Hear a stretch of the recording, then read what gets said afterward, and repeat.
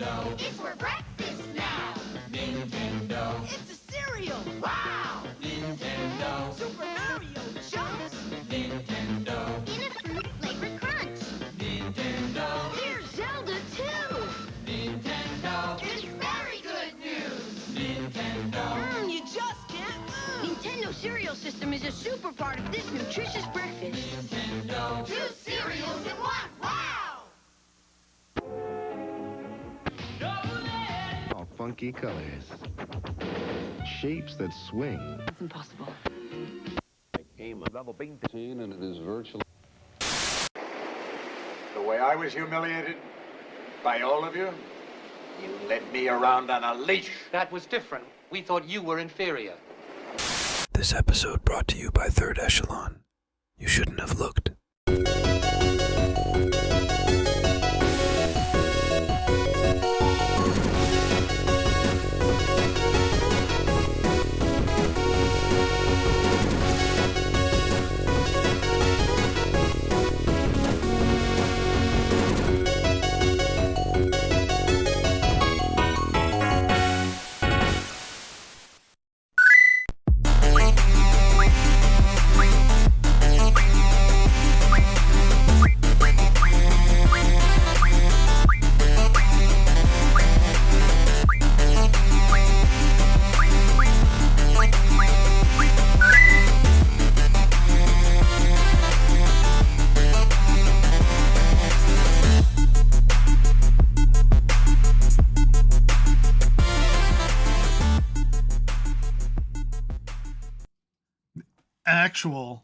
Actual cat monster.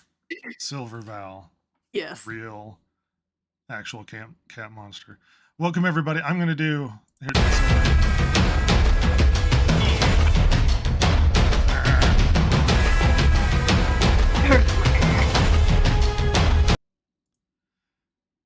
how's it going, Silver? How you doing? I'm good. Started summer classes. Dying on the inside, but good. That was the most depressing I'm good I've heard. I'm good, I guess. Really? Welcome. Good. Welcome everybody to the Distractor Gamers podcast. This is episode 16 of all things. Good Lord. Yeah. Silver Yeah. is not very good. Everything she says is sarcastic, and no one can understand what her intentions are. What? What? No. Jason, who lacks the capacity to understand sarcasm and emotions in general. How's it going, Jason?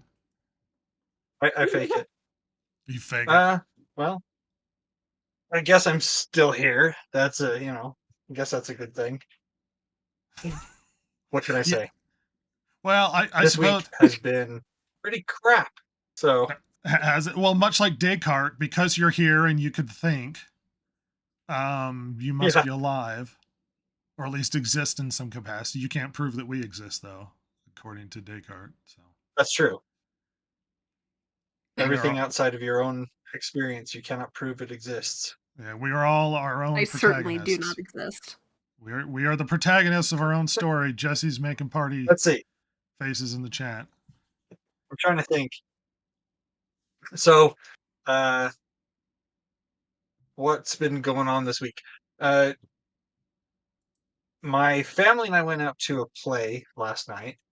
I'm sorry. When I was back in high school, we went. I went to a play that my school put on called The Foreigner, and it was kind of a weird. Yeah. That's actually part of it. I'm adding alliteration to your comments. Keep going. So anyway, what happens is, for some reason, something brought it to mind recently. And then I was at the library and I happened to glance over at their bulletin board and it was like, hey, the community theater is putting on The Foreigner. I remembered it being funny. So I was like, hey, you guys want to go see this? And they're like, yeah, sure. So we went and saw it. It was still funny. It's kind of weird though. So it starts out, the guy, the main character, his name is Charlie. And he's from England and he ends up in Georgia because his friend, also English, uh, Charlie's wife was in the hospital and she was dying, and Charlie was pining away, and so the wife was like, "No, take Charlie with you. Get him out of here. I don't want him. I don't want him here." So they go to Georgia, and Charlie's like, "Well, I should be with my wife," and the friend is like, "Well, she really didn't want you there because you were, pining away and all this stuff." And he's like, "Well, actually, my wife thinks I'm boring." And he's like, "What?" He's like, "Yeah, my wife thinks I'm boring."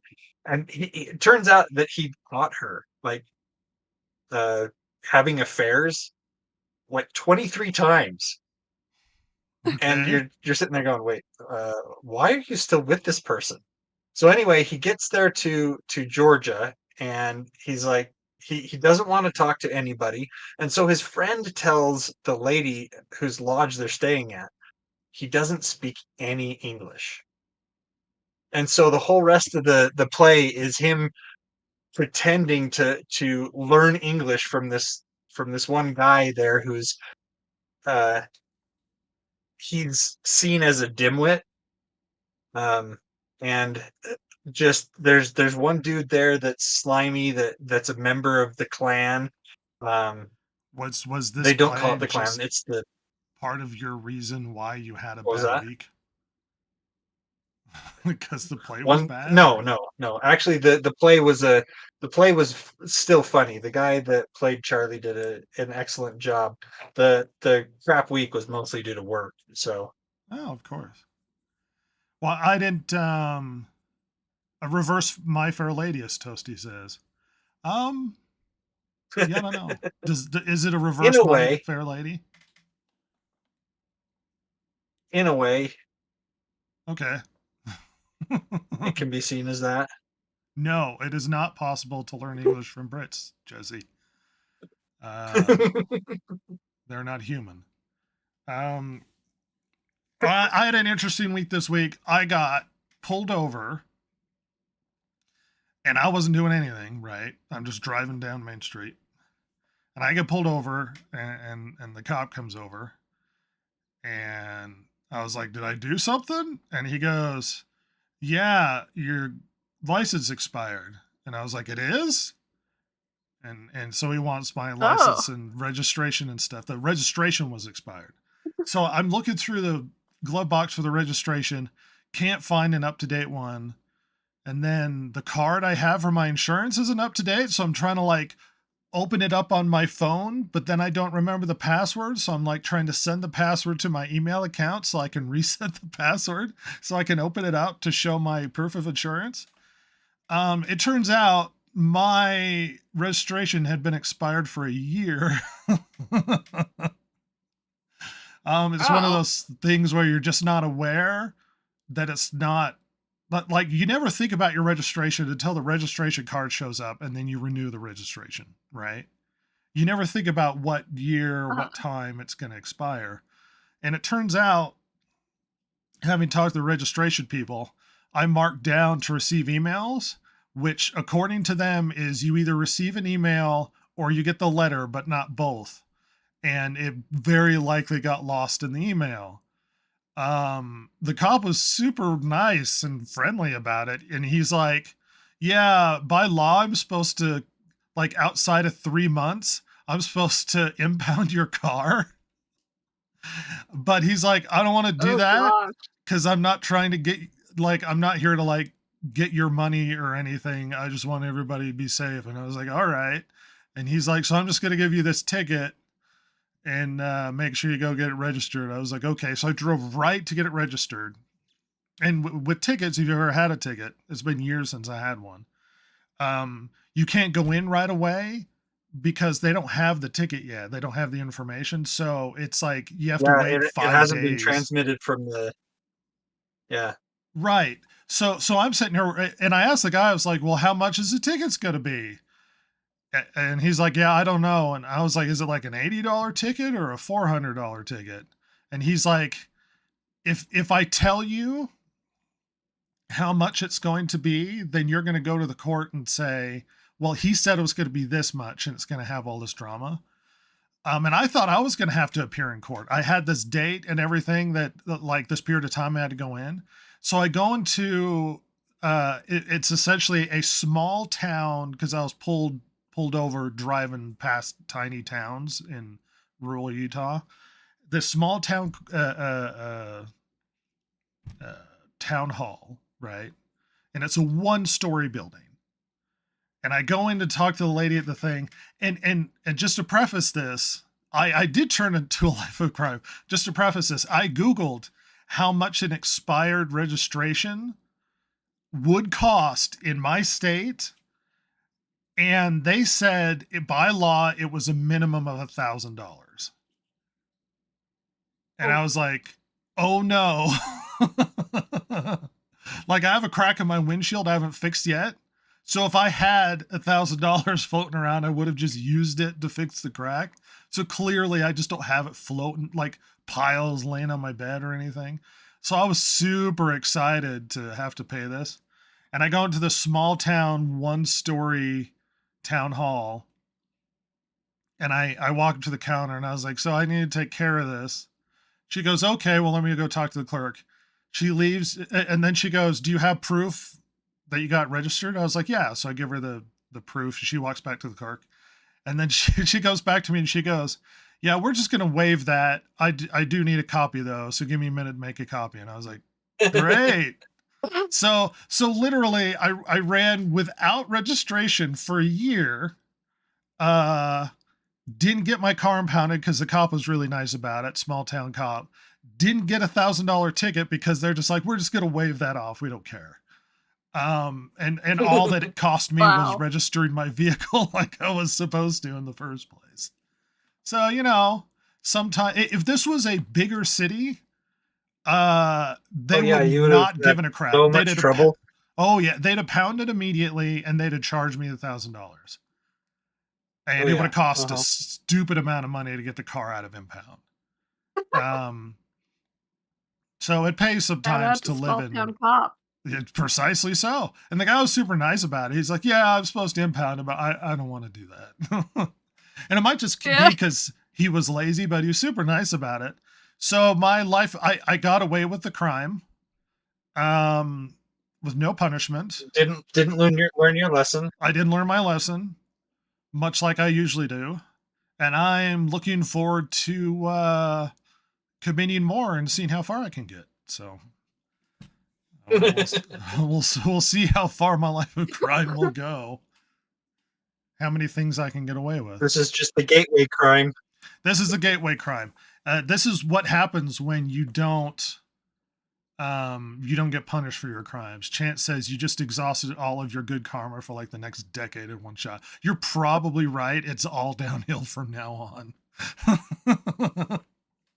It's all getting worse. Like, usually people take that good luck as a sign to go get like a lottery ticket or something. Somehow I rolled a dice that's coming up for me. I'm on a hot streak. See if I can't get away with more. It was an exciting time. My future is looking bright. Or perhaps, according to Chance here, things could be going poorly in the near future. Oh no. I know. Goodness me, though. There's a lot going on in the news. I was looking through those articles, man. Yeah. So messed up. Well, you know, I spent a lot of time preparing for this podcast.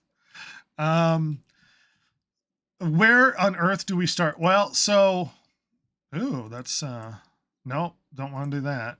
No. Okay. Do we want to do the next bout? We could do that right away. Yeah, let me, I don't have that brought up. Let me see. Let me find it in the chat. Whatever. Entertain them, Silver. Oh, Chance just said, Dance. play a Tap ticket, dance. woo a hot lady. The time is now. It's never worked before, Chance. Just start asking the hottest people I can find. Let's see if I can get away with it. I have to move this. This is really good for podcasts, by the way, but this is the world we live in. All right. Okay, well, we're going to do the bracket. I should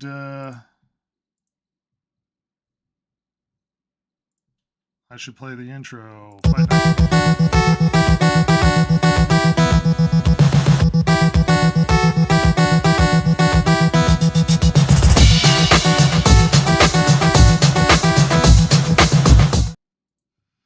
All right, Jason, what do you have for us? So today we have Mr. Negative versus the Prowler. I wonder if it's going to be as controversial this time as it was last time, where Tosi was really upset with our decision making. But this is our podcast. Unfortunately, I think this is actually going to be kind of one-sided again. I just previously looked at it, randomly seed this, and I don't think that. So we have Mr. Negative. Mr. Negative is 5'11", 180 pounds, male. He has control over the Dark Force. He has Factor. He has super 6 feet tall. human strength. He has mind control, hypnosis, and he's adept at sword fighting. You can see from there the stats that the Marvel's webpage gave him. Go over to the Prowler. Unfortunately, you'll probably see why I say that this is probably going to be a one-sided fight. So we have the Prowler, 5'11", 180 pounds, Asian? male. What was that? Is it Mr. Negative Asian? I can't recall. Yes, he is. Oh, good for you. His real name is something like Martin success Liu in or something academia. like that. He's got that going for him. So yeah, the Prowler's main power, I guess, is his special equipment. So gauntlets, mask, whatever else. I don't know a lot about the Prowler. Armor. It's like a Batman-y sort of. Yeah. He's very intelligent because he builds his own stuff, so he needs to have that ability. But if you looked at what he's up against with Mr. Negative, I just don't see him coming out on top. So his speed and strength are are the minimum, and Mr. Negative has him beat on both of those accounts. He has him beat on everything except intelligence. Mr. Negative is more intelligent than the baseline human, but he's and the Prowler is definitely more intelligent than even he is. But I just don't see it going to the Prowler for this one. Well, what are your thoughts? Not. Mr. Negative is stupidly powerful, as I recall in the comic. And the few times I remember seeing the Prowler, he's a street level punch guy. Like, I don't recall him being much of a threat at all. Mr. Negative is a massive threat, and I do expect he would win this one. Yeah. Well, that's it. Unless Silver, unless you've got something good that will just blow our minds here. Which one's definitely leaning towards Mr. Negative here, but was Prowler on Spider-Verse? Yes. I don't recall. That was his uncle, wasn't it? Yeah.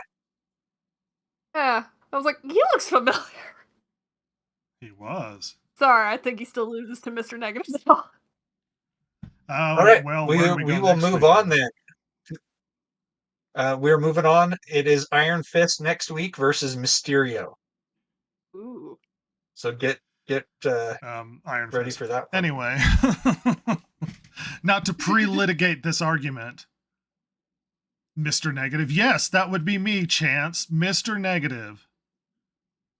Tosi asks, are these picked from a tournament bracket? Who is picking these matchups? Jason, there are in a tournament bracket. Jason is picking these. They are in a tournament bracket. Yep. So he put them all. I went through and they're all some lesser known street level Marvel, both superheroes and supervillains, and threw them in a bracket. Said, give me a random bracket. It spit out the matchups. So we've got this week we had the Prowler versus Mr. Negative. And next week Well, we will have Iron Fist versus Mysterio. Yeah, Iron Fist. Anyway, well, not to be Next not to be bracket, that we guy. already decided. So we have some interesting. Let's talk about some trailers because this week has been just a buttload of trailers. And we do have a buttload of news. So exciting! We had the Gollum movie announcement last week, where Philippa Boyens and Peter Jackson and Andy Serkis directing, and it's like, oh, all the old crowd is coming back in. Philippa Boyens. Gosh, I can't remember the other writer name. All of them involved with the new movie. Well, within a week, we get the Rings of Power trailer. Rings of Power, however you think about it, did generally poorly overall, poorly audience-wise, poorly critically.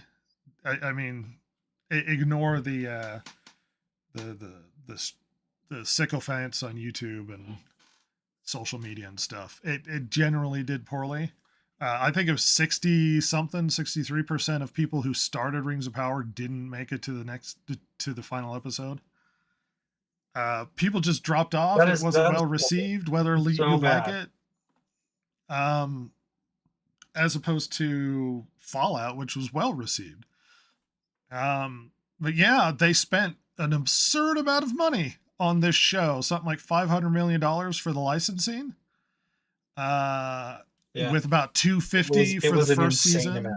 $250 for the first season. If I recall, about $250 for each subsequent season, or maybe about $150. It's gonna. They are not making their money back here. No, it was a poor investment on Amazon's part. There was mass deletion of negative reviews when it came out. Everybody was downvoting the trailer because they were basically playing hot and heavy with the legit lore. They were changing things all over the place. They were changing race of characters. It got huge amounts of accusations of being woke. Rings of Power had a lot of drama. And lest we forget, there was a lot of this buildup and hype about it, and it all kind of steamed out with a big fart. Well, the new trailer for Rings of Power Season 2 comes out, and it's been ratioed dramatically. I think the ratio is something at 75,000 positive to like 350,000 negative. I can't remember what it was. What it is. I don't know what it is now. That was the last time I checked it. So dramatically, people are being negative. Now, to be fair to the internet, there is a habit of everybody piling on negativity of something that they deem bad, whether or not it's that they ruined something fans loved or whatever.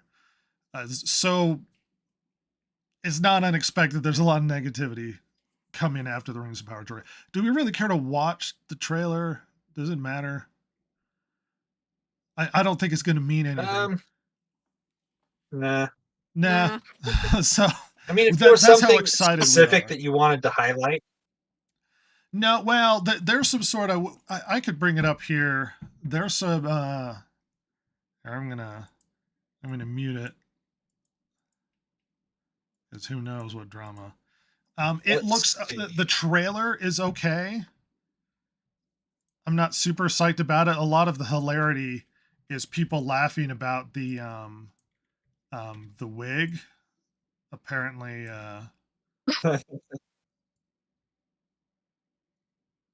apparently Venom is in this movie.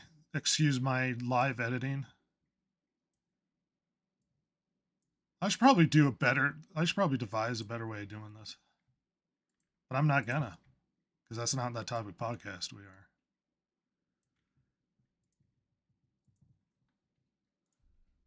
So Sauron's back. He's Sauroning all over the place.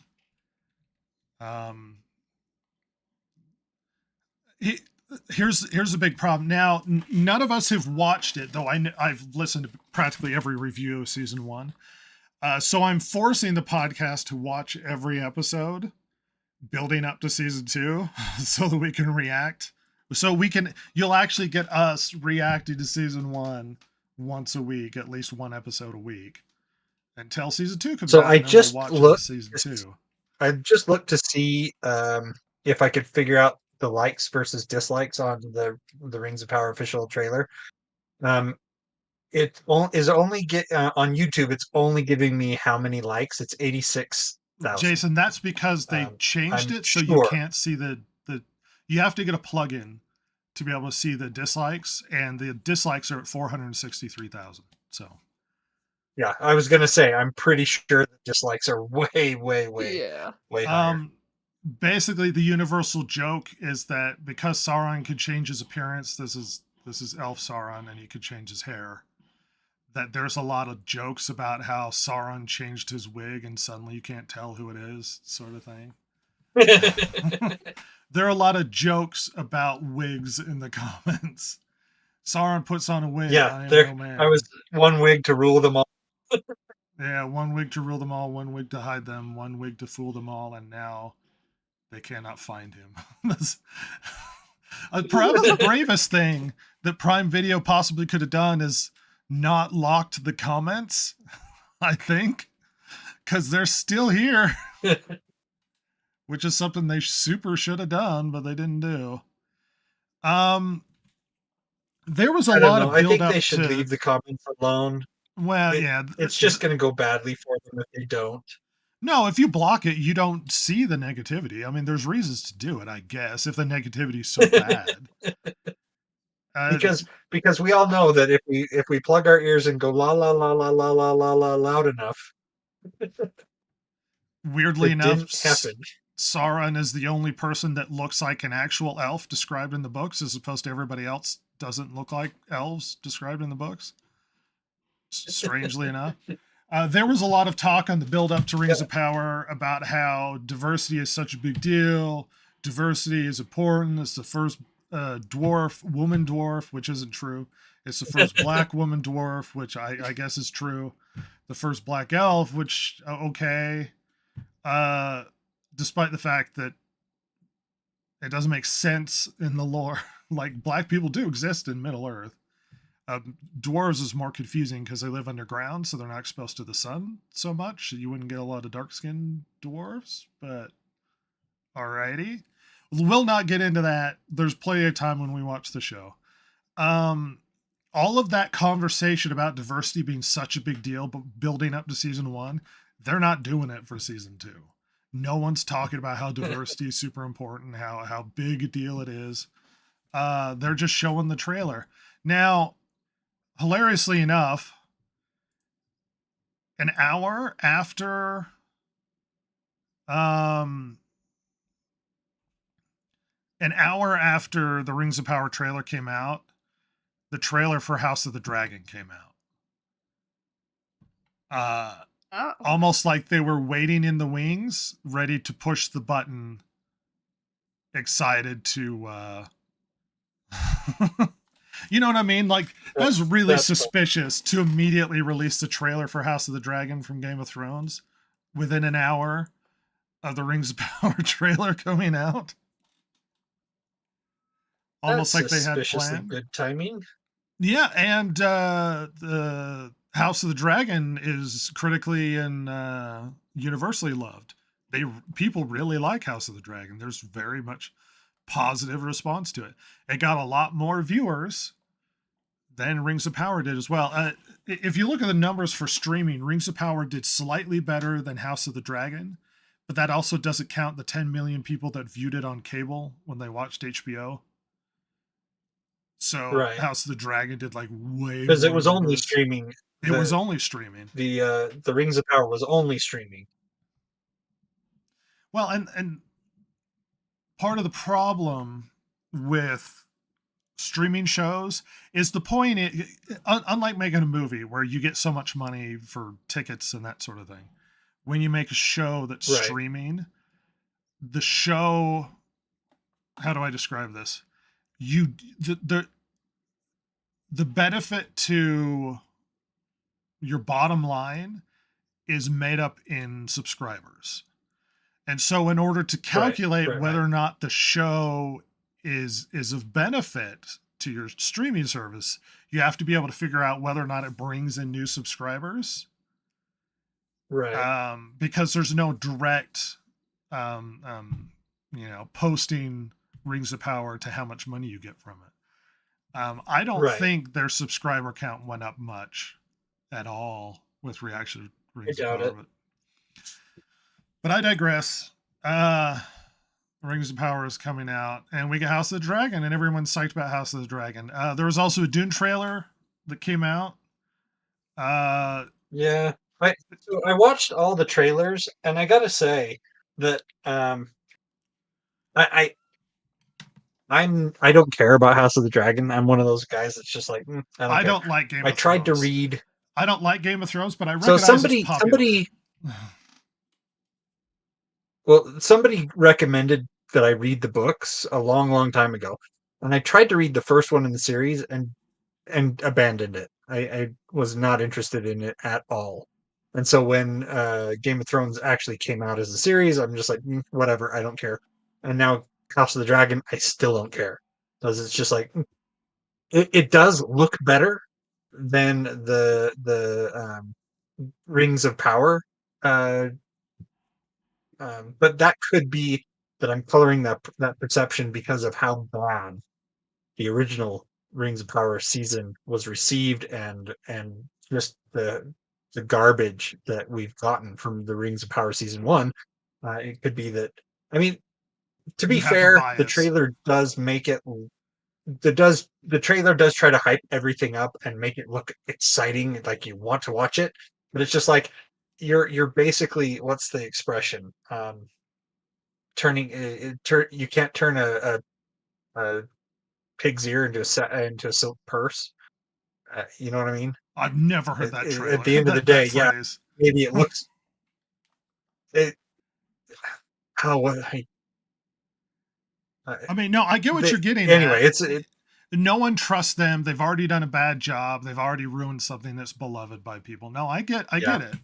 And you can't trust what's coming out. And then, yeah, and so when I watched the other trailers there, the Dune trailer, for instance, I don't trust it, because it's like, hey, we're branching away from the actual story that was written by the author, Frank, to introduce this story about the Bene Gesserits. I don't care.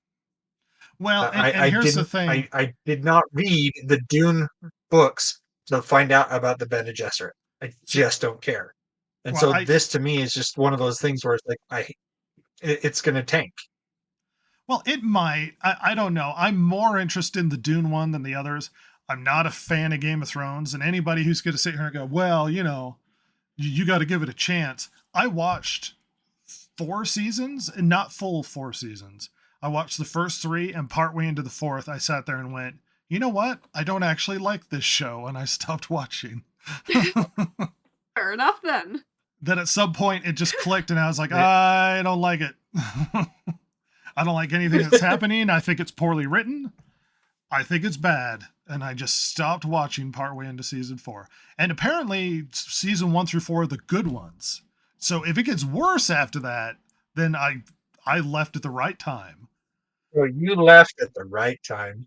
I super did. But that's the thing. I just don't trust filmmakers anymore, especially when they're branching away from what the author originally wrote down. And that's one of the reasons why I'm not looking forward at all to this Gollum movie. Well, that's fine. Coming back to Dune, Toasty says the Bene Gesserit are the main interesting points of Dune. I think you have a point there. They're one of the bigger catalysts.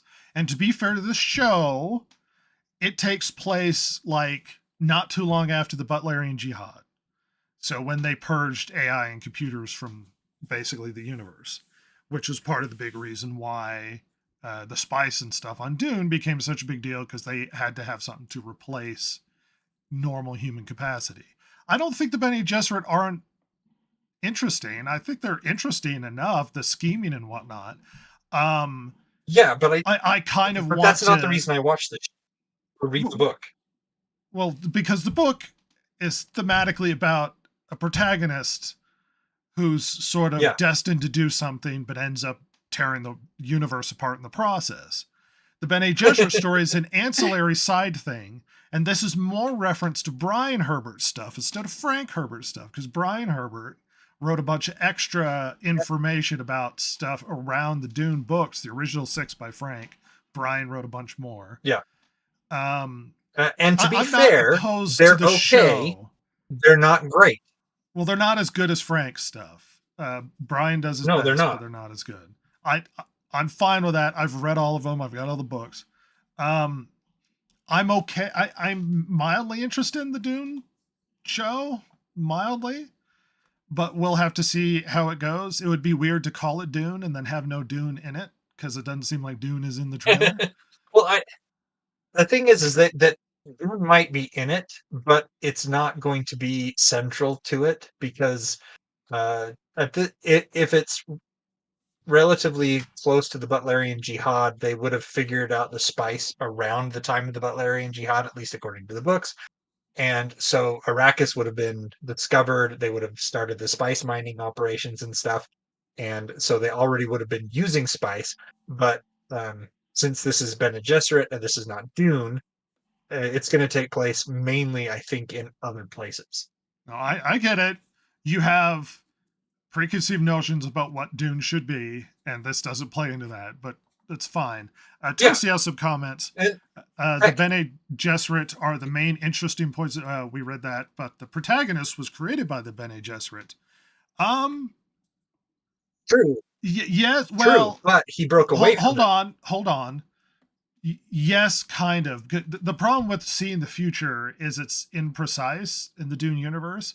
So they tried to steer the universe into creating the Kwisatz Haderach, but it got out of control and they couldn't control him. And essentially when he was created, he stomped them into the ground and being an aspect of his control rather than anything else. Toasty goes on to say they're the drivers of all of Dune. Their scheming and political work is what makes Paul do anything. That is also true. But once again, the theme being it gets out of their control eventually. But you're not wrong. They are the driver. I don't have a negative perception of the Bene Gesserit. Maybe you're trying to argue with Jason here. They are an interesting scheming group in the background. They're a background thing in Dune, and like you said, Paul ends up. And it's more Leto that ends up doing this, but he ends up manipulating the Bene Gesserit rather than the other way around. But to me, while they were an interesting force in the universe, they weren't. I didn't find them as interesting as was it Toasty that was. Yes. Okay. I just didn't find them as interesting as Toasty did. I was more interested in what was happening around the protagonists of the novels. Paul and in Chapter House and stuff, you do delve a lot more deeply into the Bene Gesserit, because they actually become more of what is driving the novels at that point. That's perfectly fair, because guess what? People like different works of fiction for different reasons. You know what's funny? Yeah. I really like Star Wars because of space battles. Because I'm really into space battles. And so for some reason, Rogue One, I really liked, because guess what? There's a bunch of space battles in it. The people like stuff for different reasons. Toasty says we view the interesting parts of Dune very differently. We do. Yeah. Paul is the central figure of the story, to be fair, and him being wrapped up in basically, he was basically wrapped up in events that were out of his control that took him in this tornado that ended up destroying the universe down the road. Yeah. And there was a lot of that hesitation. He didn't want to do it. Paul did his best to rein that in and to make it so that things ended up more peacefully. But at one point he just kind of was like, I just got to get on this Bronco and hold on and hope I don't get killed before it gets through with its ride. It was that decision to go south. We don't need to dwell too much on it. Hot take, I always interpreted Dune incorrectly, which is sort of the funny thing about exposing yourself to a form of art or media where you sort of interpret different pieces differently than anybody else. And I always interpreted Dune as just a adventure story where, you know, Paul becomes a heroic figure to take down the bad Harkonnen and the Emperor because he was wronged and his dad was killed and all that stuff. Yeah, that's not what Frank intended, because Frank saw Paul as like a populist sort of doom figure. He's sort of an analog. Frank deliberately said this. He was an analog for like JFK, where he's very popular and he says the good things, but in the end, he is going to cause destruction more than anything. And I never saw that in the book, but listening to it, I could kind of see where it's going. But it's not that I'm wrong if that's what I got from the story, if there was more depth to it. But that's what Frank's intention was, is Paul was like a JFK, you know, charming, but in the end will wreck everything sort of thing. And that it's funny to think of it in those terms, because I never got that from the book. See, I did, but not initially. The first time I read it, it was more. I got more out of it of what you did. It was the adventure. It was the I'm avenging my father. I you know, all this other stuff. It wasn't until I'd read it a couple more times that I started putting together some of the political stuff that was going on behind the scenes. And that's one of the things about the new Dune movie that kind of irked me a little bit, was that Connie realized that Paul was going to be the emperor and that he needed to make political moves. And she was okay with him marrying the emperor's daughter so he could be emperor, because she knew that he didn't care about her at all. Jason, we had this discussion. And so when and the discussion comes down to they changed things in the original book. And I get the tendency to get upset when stuff has changed, but sometimes it doesn't translate well to a show. And there's the purist stance. But the thing is there's the stance, does it work with the show itself? Because we could take the purist stance, but nothing will ever live up to your purist perspective on a piece of work. That's true. And I'm not taking the purist stance necessarily. Because I think that they were able to do it in the David Lynch version and the Sci-Fi Channel version. They both did that okay. Yeah, the David Lynch one is back to the trailers. Just read a couple more comments from Toasty. He says, "I understand. I just viewed Paul as the worst part. The surrounding things are more interesting than Paul." That's fine. Yeah, that's fair. We all sort of get what different things from the books. And then his final comment: the second Dune book resonate with people, and especially like you read it at a different time of your life. It could resonate totally different. Well, if you're older, when you're older, you kind of get the content differently.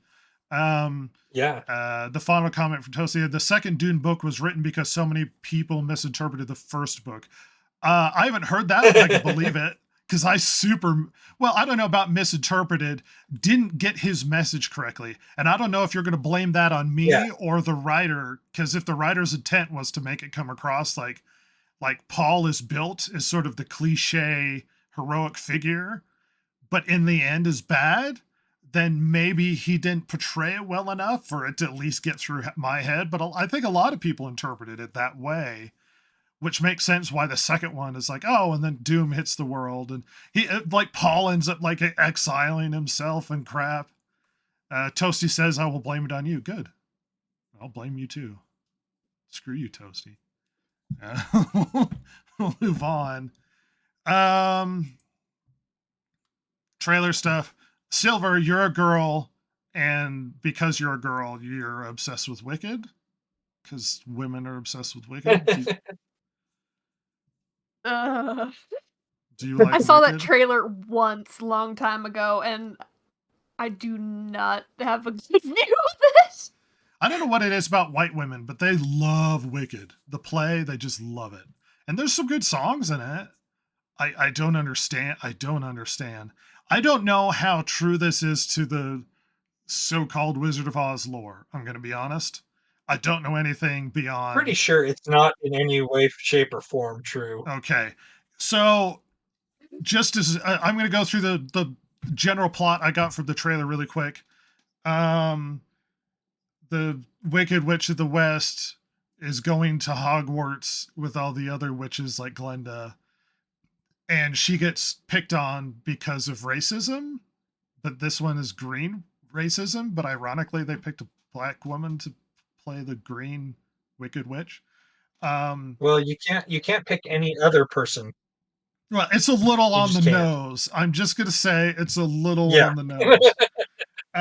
Just a little bit. So she gets bullied, and then later on it implies that they make up, and then they're kind of friends, and then they go see the wizard, and he's like, we need somebody to unite against, and everybody can hate. So either she willingly became a bad guy so everybody can be united, or they picked her to be the bad guy and she was bullied, and it justifies her going evil and killing and doing all the other evil stuff that she does. I am sick and tired. I'm going to be honest. I'm so tired of the bad guy protagonist being misunderstood and rewriting the plot so that everybody can be like, oh, well, you know, it justifies everything that they did because somebody said something mean at some point and whatever, their background. It's like, okay, why can't we just have bad guys that are bad guys? We can't, because they've broken they lack the ability to write an interesting story, and every bad guy has to have some sort of relatable background to justify where they are. They can't just be a skeeving douche who's doing bad things. Or Glenda can't just be a good person. She has to be kind of racist and kind of like a bully. She can't, like, literally the epitome of goodness in a movie from, like, when was it, the 30s or something? Glenda the Good Witch was a bully in school when they went to Hogwarts. Okay. All right, everybody. I mean, it clearly this isn't for me. I'm not a white woman. We can't have heroes who are actual heroes. They had to have been really bad people to begin with, who learned their lesson and got better. Well, much like the villains can't be just villains. No. But much like the Barbie movie, this isn't for me, and everybody will go see it, much like the Barbie movie, because white women love Wicked. So you go see that movie and enjoy yourself. I remember when really the book a lot more Wicked came out, and I never read it, but I ended up reading the book that is the sequel to Wicked, and it's garbage. I don't know why anyone, if the quality of writing in the sequel to Wicked is any indication of the quality of writing from Wicked, it's garbage. I don't know why anybody would read it. Okay. Well, apparently the drama's happening in the chat.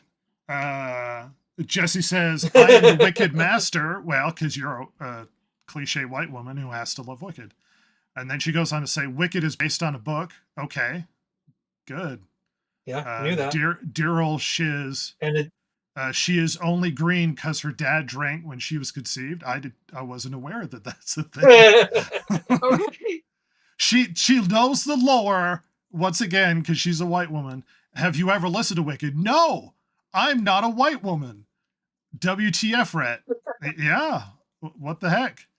Maybe if you actually listened to the musical, not interested. Galinda was her best friend. Well, according to the trailer, which is the only thing I could judge this from, she bullies her. And then I am not on drugs. I don't take drugs. Toasty says, I don't know, Rhett. Those tropes of being bad for badness sake is kind of a boring story. Well, it depends on the writer and depends on how good a writer you are is the problem. So being bad for badness, and that's kind of oversimplifying the concept anyway, but being bad for badness sake was a trope that existed for a long time. This is true.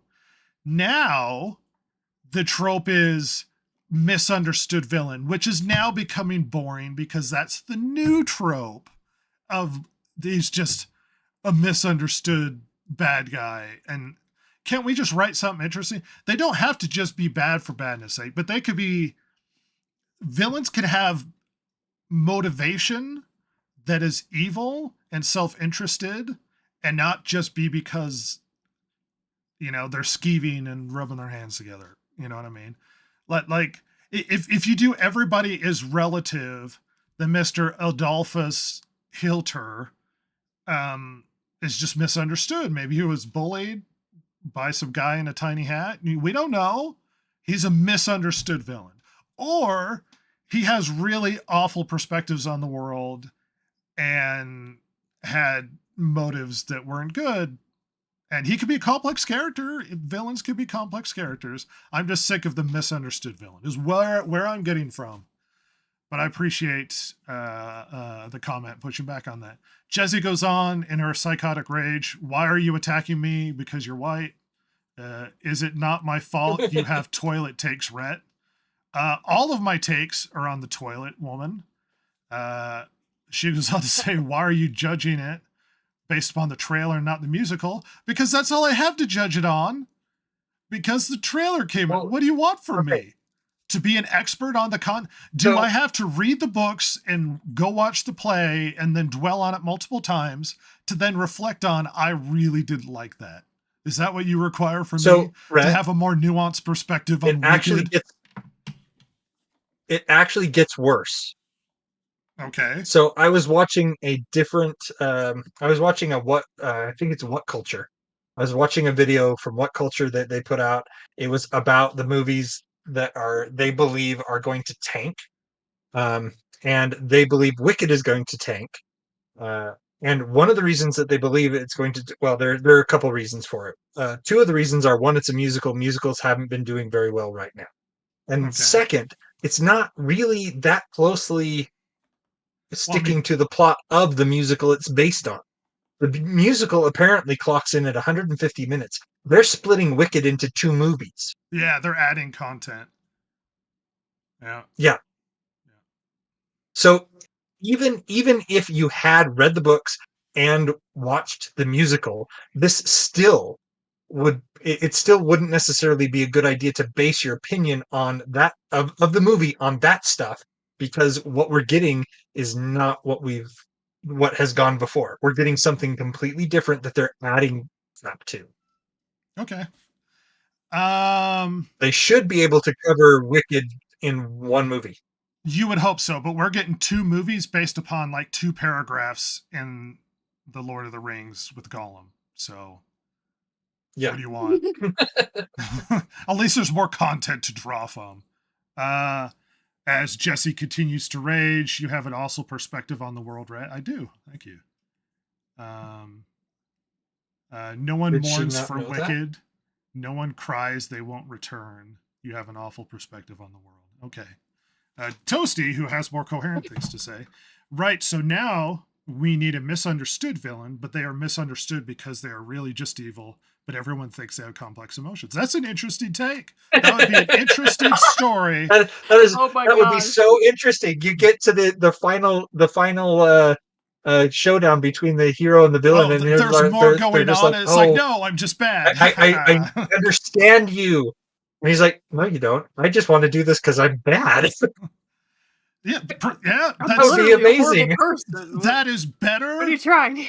As a motivation for a story than anything we get in modern writing in cinema nowadays. See, make something interesting as opposed to everything is the misunderstood. I'm so tired of it. Yes, but that would be a good take. That would be a good direction to go.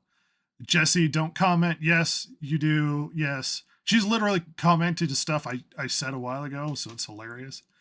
I'm a Broadway realist. You can watch the Broadway version online. I'm not gonna. I'm gonna be biased against something that I'm not being fair to, and it's my prerogative to do so. Suck it, Jessie. Is it because I'm a woman that Toasty has good takes? Yes. Yes, it is. Because sexism is part of this podcast, right? Right, Silver?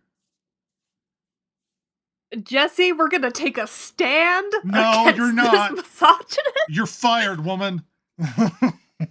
Yeah. No stands will be taken. When you start to riot, you will be the first ones put to the news. I swear to you. I will put down this rebellion in seconds. My Not put up with career. it. My career. My podcast career. Megalopolis is coming out. Apparently,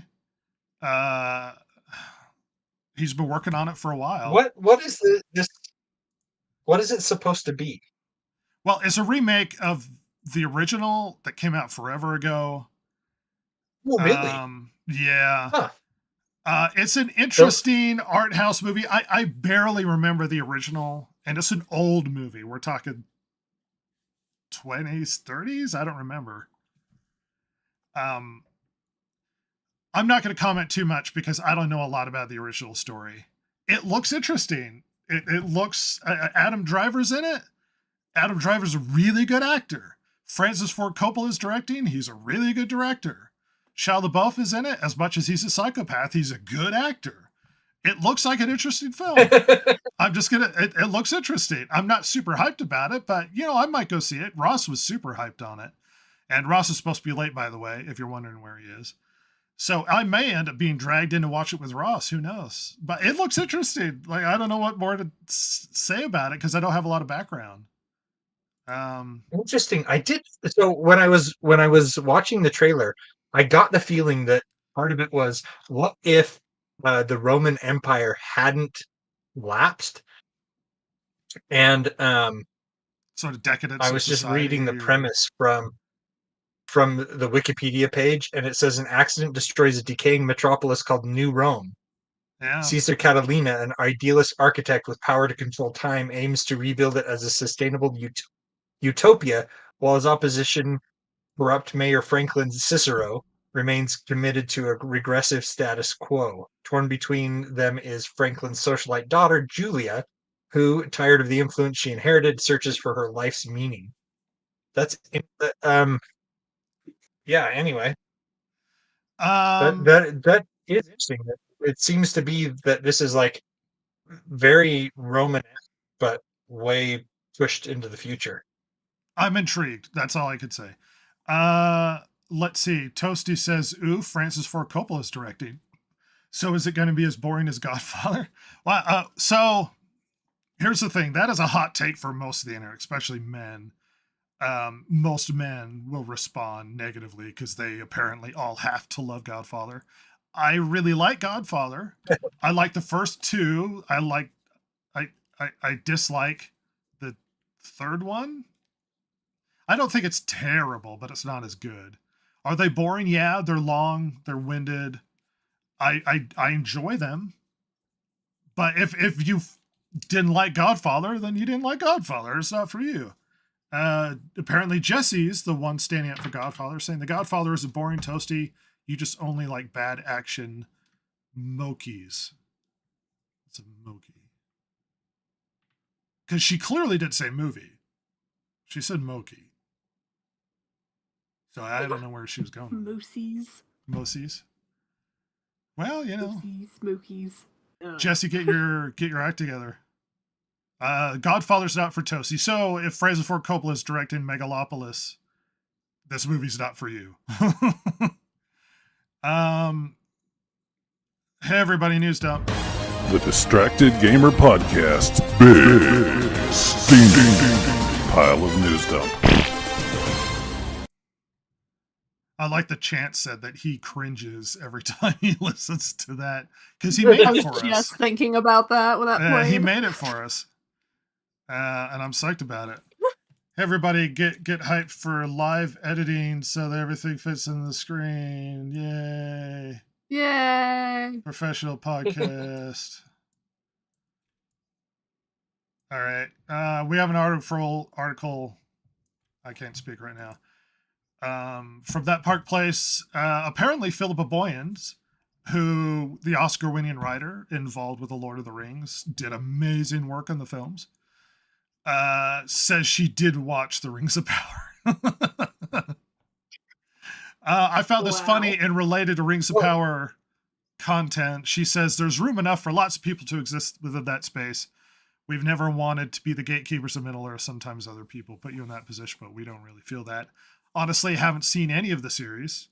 I didn't want to go watch because I generally didn't want to be influenced. But I think it's a fantastic era as a choice, making Rings of Power as a brilliant piece of storytelling. I just found it was funny. She just didn't watch it, but she is being very polite and political with her commentary. It does seem that way. It does seem more like rather than saying, "Well, I heard it was garbage, so I decided not to watch it." It's like I didn't want my take to be colored, and there's plenty of space for everybody in Middle Earth. It's like, I'm gonna yeah. save our next story for Ross, hoping he shows up. Otherwise, we're gonna end with it. Your mom did not want to be influenced. Your mom. Don't come at me.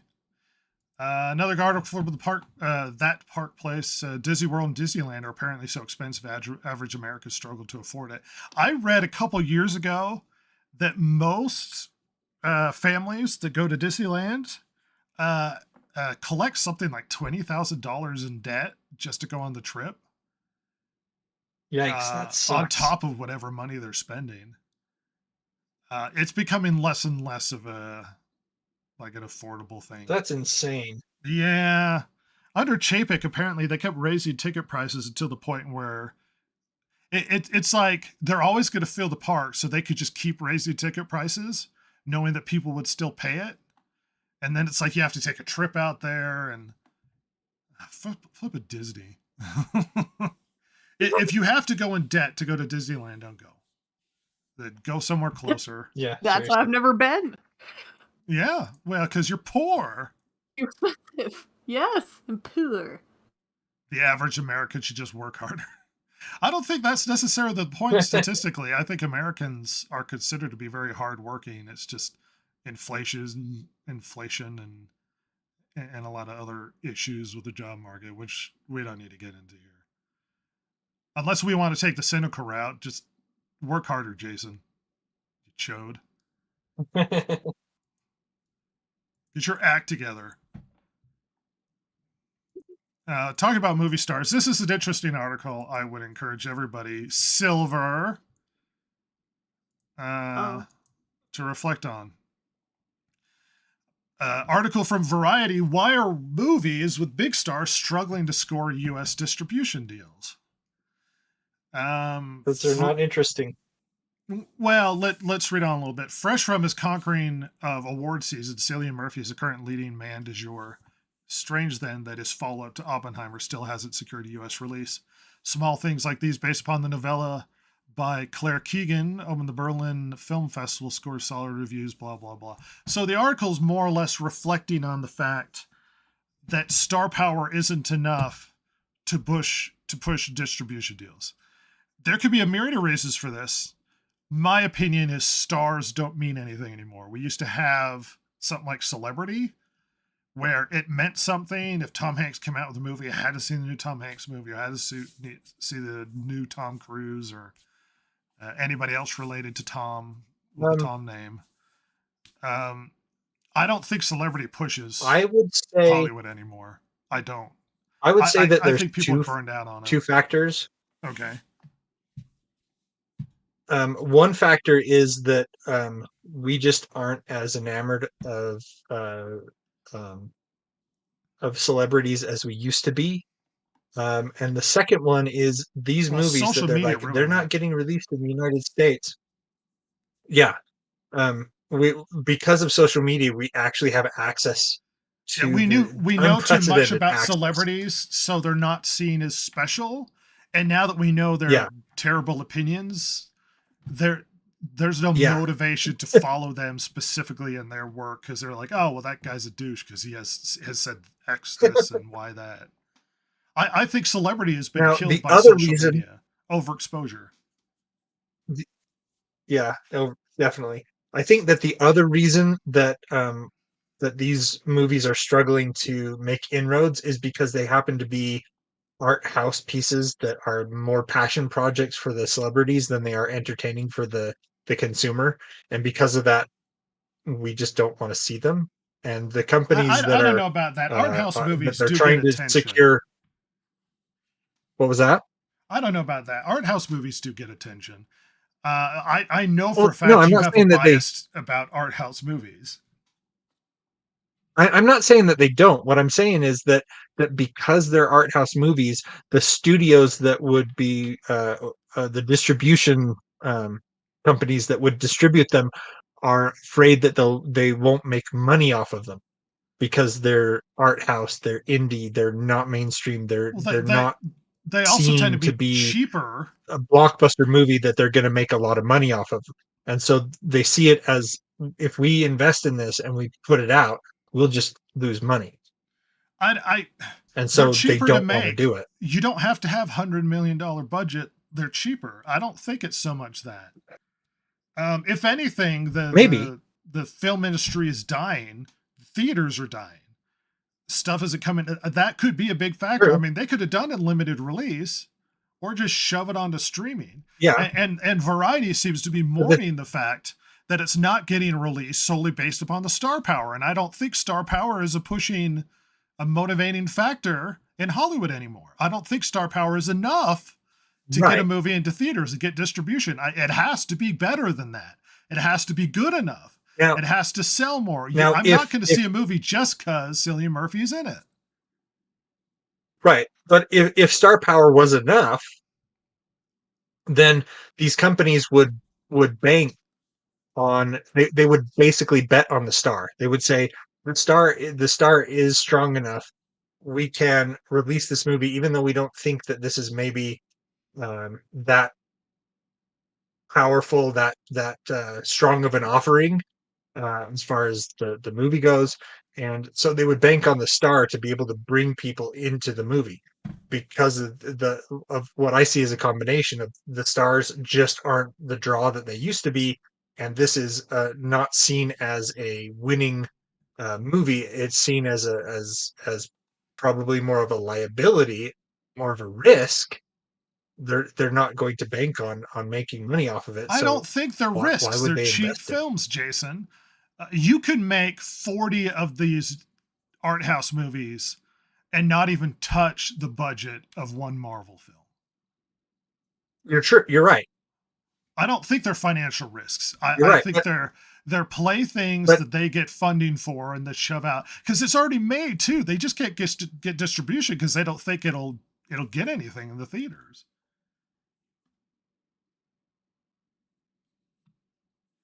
I mean, that's kind of my I don't point. think you're I completely don't, wrong. I don't think they'll make anything in the theater, so they don't want to risk their money that way. Okay, I'm going to read some of the comments, and then I'm going to force Silver to comment on what's going on. Jesse says, "Good. Disney should be for the elite." I agree.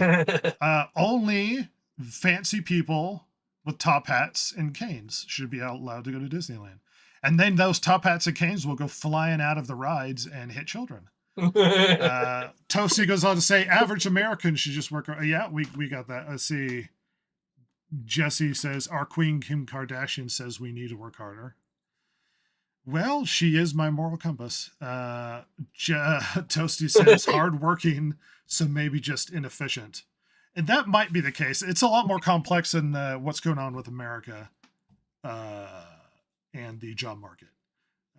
Then Toasty says, I agree with Tarantino. Marvel ruined the concept of a movie star. I do too. I think Marvel participated in killing the movie star. I think celebrities are overexposed. We know too much about them. There's no mystery. Jesse says, I only love Kardashians more because they are more accessible, more relatable. No. You are what's wrong with America. But do you respect them? Jesse deliberately is what's wrong with America.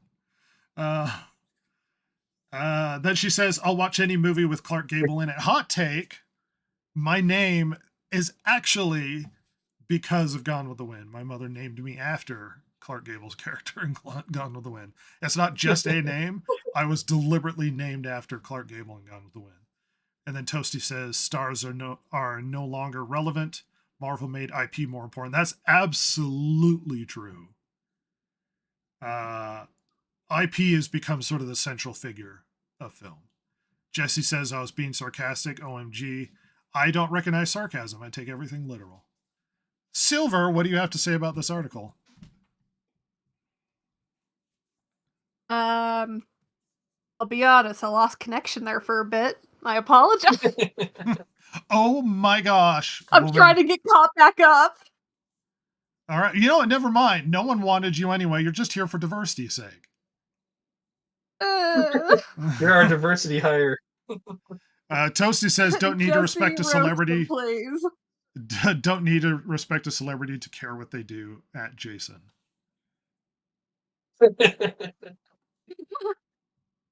No response to that, Jason? So if you know what the celebrity is doing, do you respect them? Especially if they don't conform to what your ideals are for them? Because I would say that if you know too much about the celebrity, and we are right now knowing, we know way too much about the celebrities. They spout off on everything, and it just kind of, with the SAG-AFTRA writer's strike and all that other crap that's been going on, it's like, I think you people are horrible. The more I know about Jason, why would I go see a I movie like with him. you guys in it? The less I like you, Jason, the more I know about you. Which is why I don't tell you anything. Oh, snap. That's why Silver doesn't talk. We'll find her secret. Jesse says, Silver, you are important. We don't need these men. Silver? You're right, Jesse. I'm leaving. We're going to start our own podcast. Good Lord. Women stick together. Ginas united. See how you do without your diversity hire. We'd probably go on. We would just have less legitimacy in the left wing of politics, if I'm going to be honest. Because it's really important. Hey, everybody, Take-Two narrows GTA 6 release window and records a $3.74 billion annual loss. Oh my gosh. Oh my gosh. Grand Theft Auto maker Take-Two Interactive has narrowed the release window for GTA 6 to the fall of 2025 in the process of saying, well, it's coming and we have a more narrow release window. This happens around the same time that their fiscal report comes out, and they report a loss of billions of dollars. Take-Two, who came out with the most profitable, I would say, video game of all time, somehow is counting losses. And apparently there are a bunch of IPs that they were working on in the background under their brand that have been canceled. We don't know which, but have been thrown out the window. The company apparently recently purchased Borderlands developer Gearbox from Embracer shortly after it announced plans to reduce its headcount by 5%. Take-Two is going through some drama, much like a lot of gaming companies lately. That is a massive loss for a gaming company, if I'm going to be honest. Yeah, that's huge.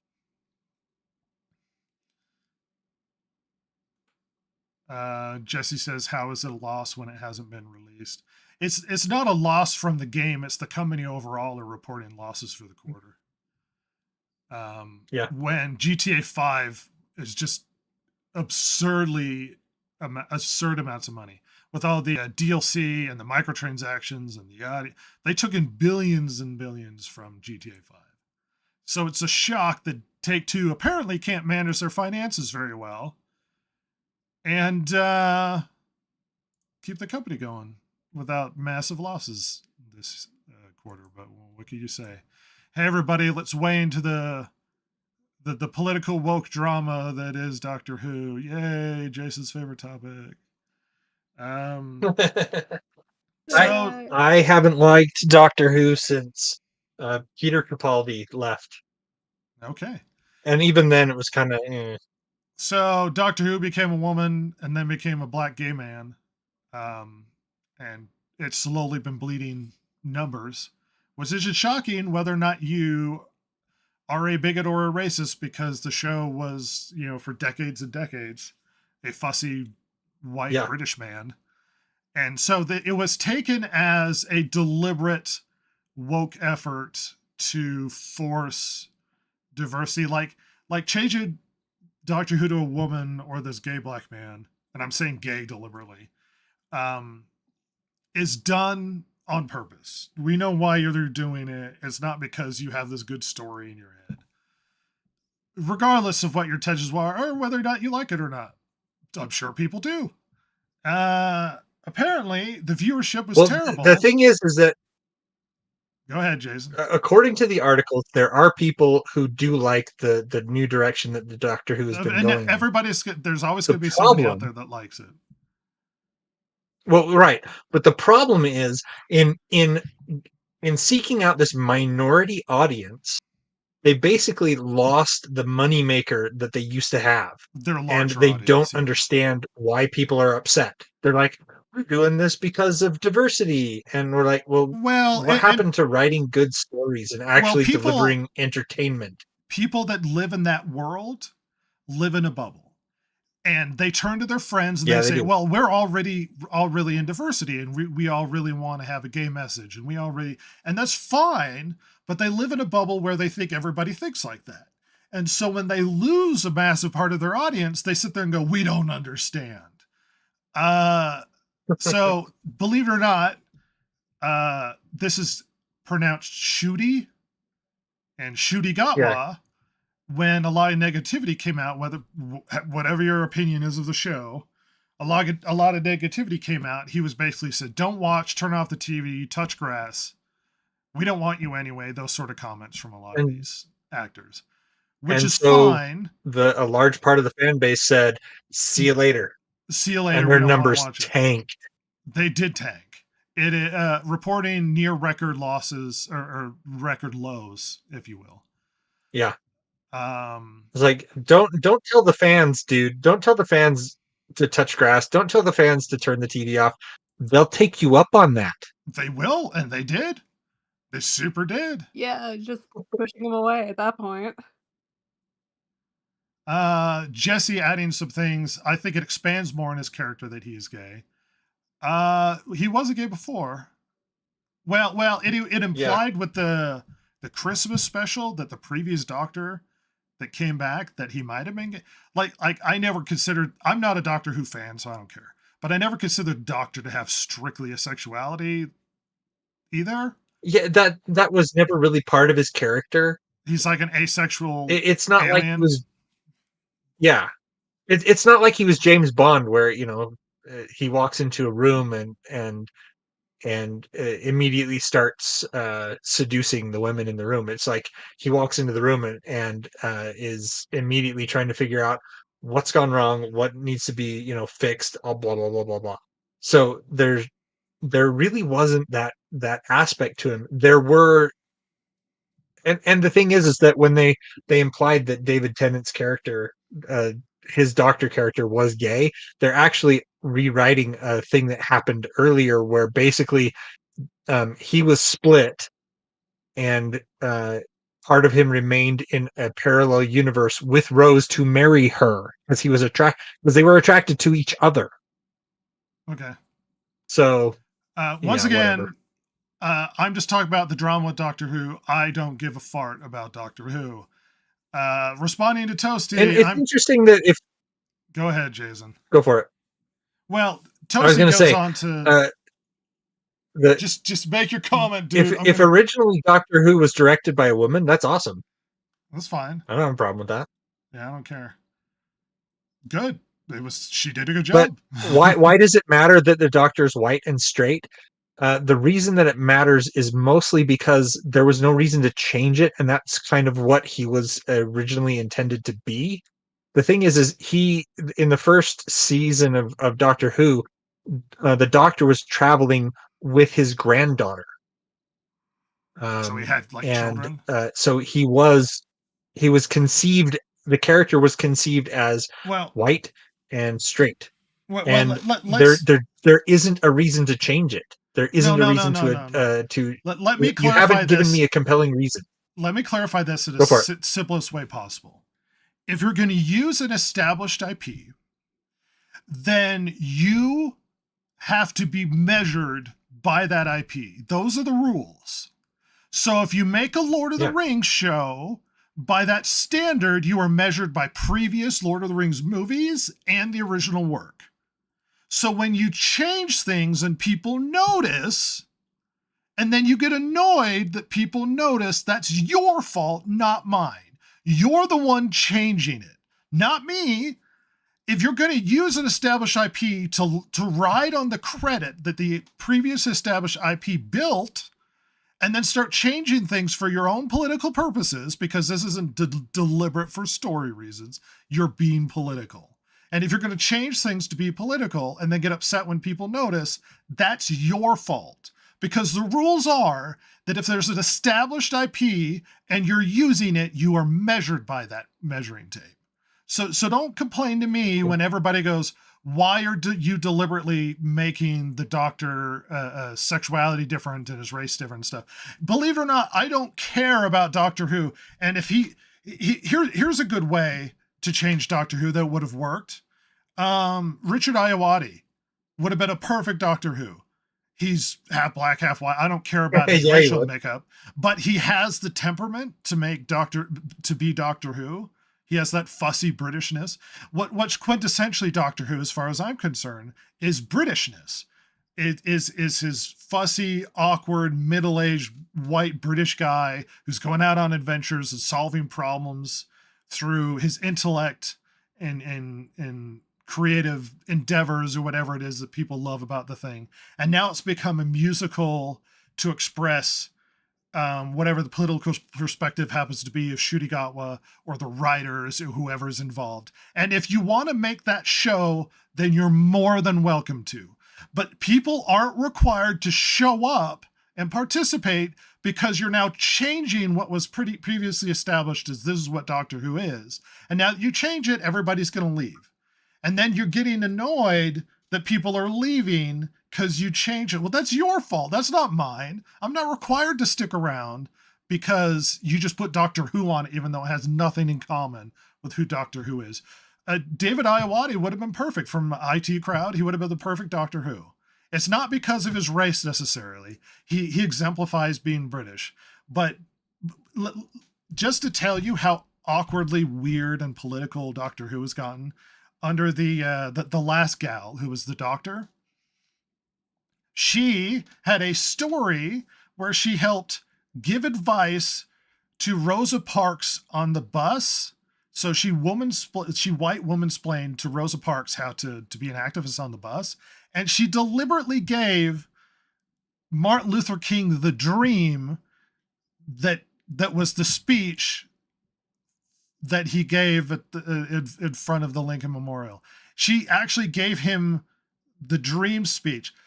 Like he's incapable of coming up with counters to racism. She had to give him the actual dream. Like, even though the dream is symbolic, like, I dream of a day when, white kids and black kids can get along and, what have you. She actually gives him the literal dream. Like, that's the stories we're getting. It's not because he's necessarily black or his sexuality. It's because it's all of it's a deliberate effort to change it. With going back to the woke conversation we had, it's a deliberate effort to be political. Yeah. I don't care about Doctor Who. And I wouldn't watch even if it was normal. But the fact it's more political is not motivating me to show up. And apparently, original Doctor Who fans agree that they don't like the change and they're not showing up. If you want to make a show about a gay alien that goes around and talks about your political message that you want to get across, you're more than welcome to do that. The reason why that show won't go anywhere is because no one cares about that story. They do care about Doctor Who, so they're riding the coattails of the established IP that is Doctor Who. Jason, you wanted to say something? Well, I was going to say, he says in the comments, we've got the stories evolved so that the Doctors evolved to become different people and display different perspectives. Yes, but it was always a white British man who filled the shoes, and so there was a continuity. Well, and we've basically just tossed the continuity out, And as far as Toasty's comment, where we haven't given a reason why it matters, technically the reason why it matters is that it doesn't matter. And I know this is kind of counterintuitive, but the thing is that the Doctor's sexuality was never really explored. It was never really delved into. It was not important. Now they're making it important. They're shoving it in our faces as a political message, and that's where they've gone wrong. Well, with it. This is you get this argument a lot when people change established characters and add, change race or sexuality or that sort of thing, and then they go, well, why does it matter so much to you? This is the chicken and the egg argument. It matters to them. That's why they changed it. And because I noticed, somehow I'm the one that's upset because they're changing the race. And you're the one that changed it. Why does it matter to you to change it? Why does it matter so much that it has to be a different sexuality or has to be black? Why does it matter that he can't stay a straight white man? Why does it matter? Why are you doing that? Why does the race and sexuality matter? If it really mattered, if diversity, equity, and inclusion actually mattered, they would bring characters in that would interface with the Doctor, but would it doesn't share matter. their It's about viewpoints, changing the opinions, character. would be central to the story. But that's not what they're doing here. Yeah, they're deliberately changing the character. And it's not about. It doesn't matter to that. It matters to them because they're purposely trying to change the character. And they think that because it's established IP, they can keep running with it. But whatever. I don't care about Doctor Who. Right. Jesse, if more people can relate to the character, they will watch it, which is why they've been turning it off in droves. Well, because they don't relate. That's to a it. whole other. We've been down the woke conversation round. All I'm going to say is the reason why I define woke the way that I did is because it's a deliberate effort to change things politically that benefit the story in no way. That's what it is. It doesn't matter. The reason why they're doing it is for political purposes, not because it's good for the story. It's good because clearly people are checking out. The good measure is that people aren't enjoying this or watching it. And they've changed the character enough that the established crowd are just walking away. Let's respond to Jesse. My guinea pig is named after Richard. Yes, he is. From the IT crowd. It is just British people trying to rewrite history. If more people can relate to the character, they will watch it. Yeah, I think if more people, and that's the problem, unfortunately, with gay characters in shows, is you're catering to a demographic, and it's harder for general audiences to relate. So you kind of have to ease them into it. The problem with that is oftentimes because they don't write characters with different sexualities very well. They write them like the only thing that matters to that character is their sexual orientation. Because believe it or not, people are more complex. They're more interesting than simply what they're attracted to. But they're too stupid and incapable of writing characters beyond that. So when it's like a gay character, they have to be flamboyant and dancing and blah, blah, blah. And it's like, you can do better than that. You could do better than that. You could ease the character in, make them personable. And then the gay doesn't mean as much because they're a full, realized human being. As opposed to, I'm gay standing character with rainbow flag, everybody love me. You know what I mean? But let's not dwell too much on it. Appreciate the comments, everybody.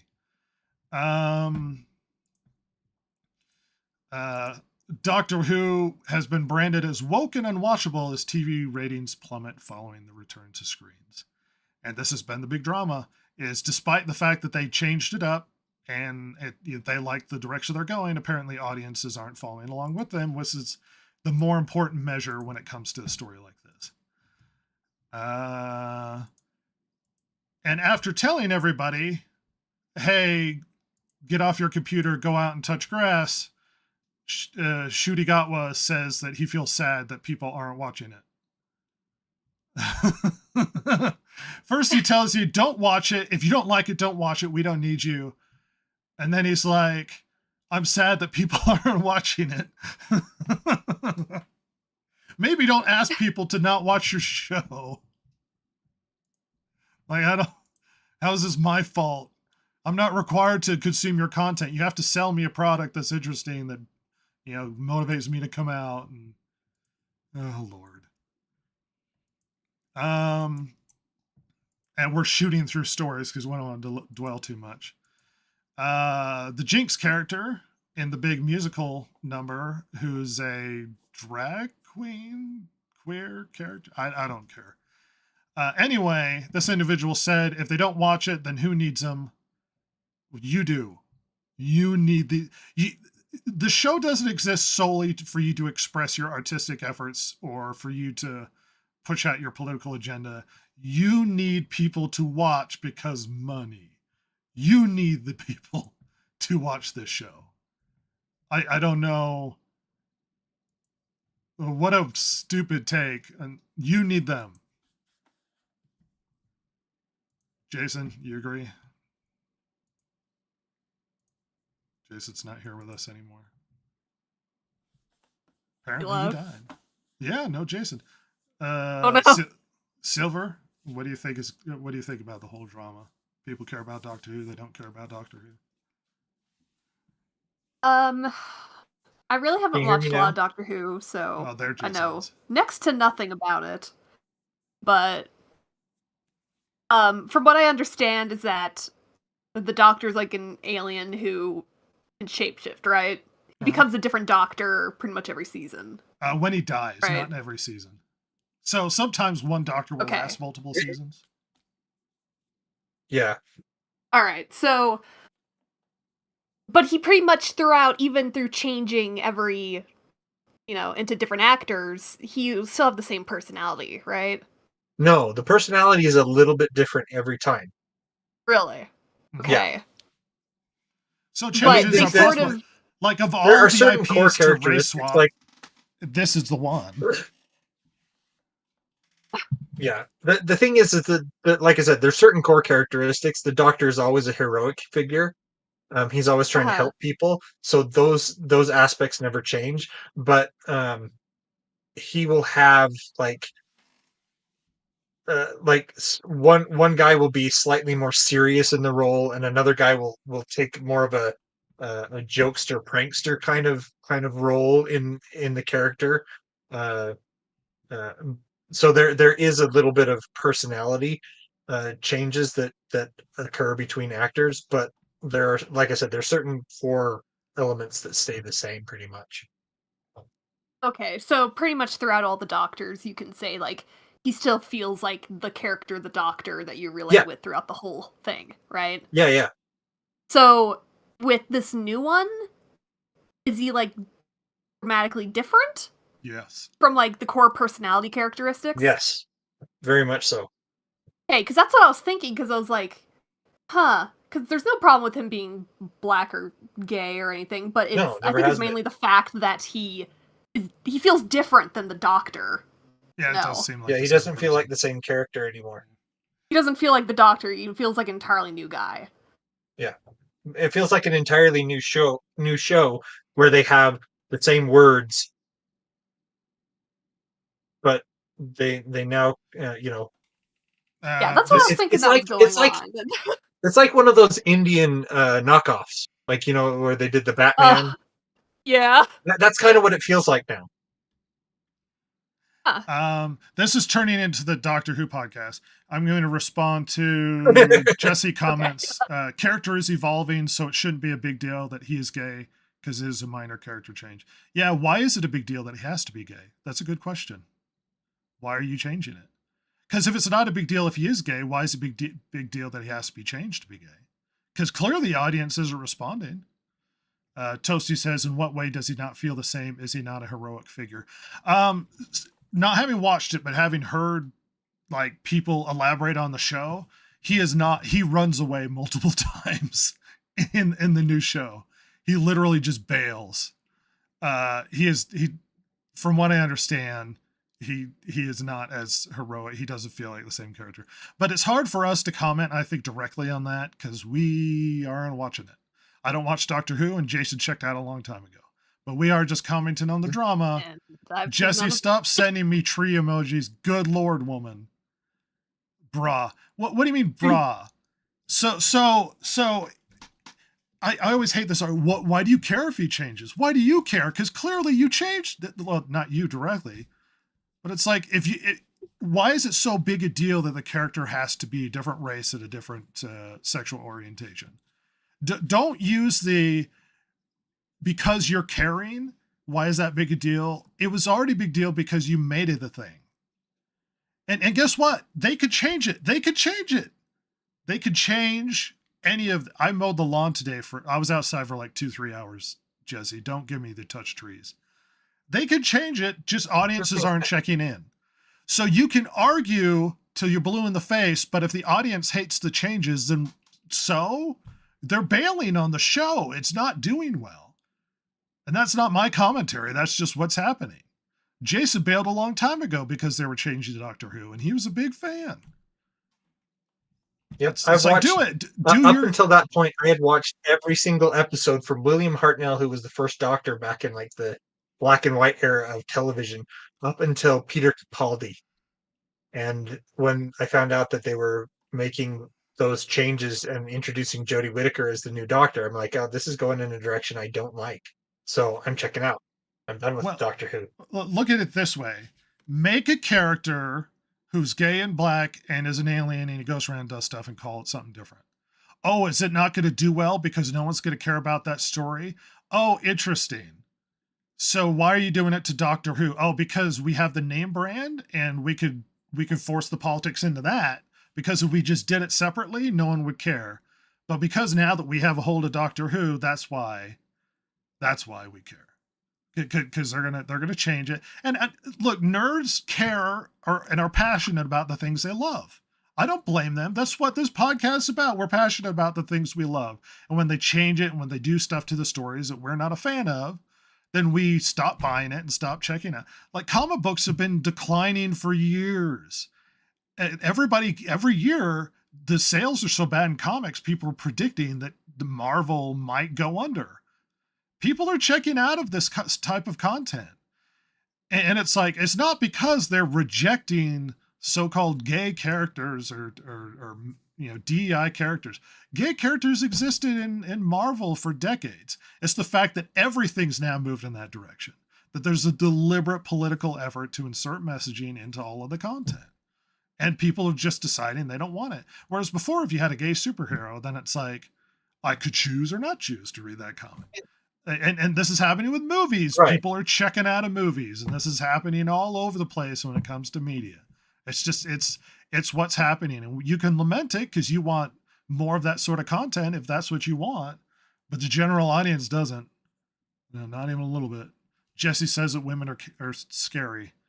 They are. I don't know what reference that is, but they are horrible creatures from the Black Lagoon. Following a 70% decline in profit, Square Enix is shifting from quantity to quality and focusing on developing fun titles. Were they not fun before? 70% is a rough... This is what they should have done from the start. Exactly so. 70% is a rough drop for Square Enix. And this is unfortunate for me. Here's me attached to media. So I really loved Final Fantasy 16 and it didn't do well. So I'm in the minority of people in this situation of loving content that the general audience doesn't want to consume. I love the Final Fantasy 7 remake and rebirth. Love them. Super remakes a 9, rebirths a 10.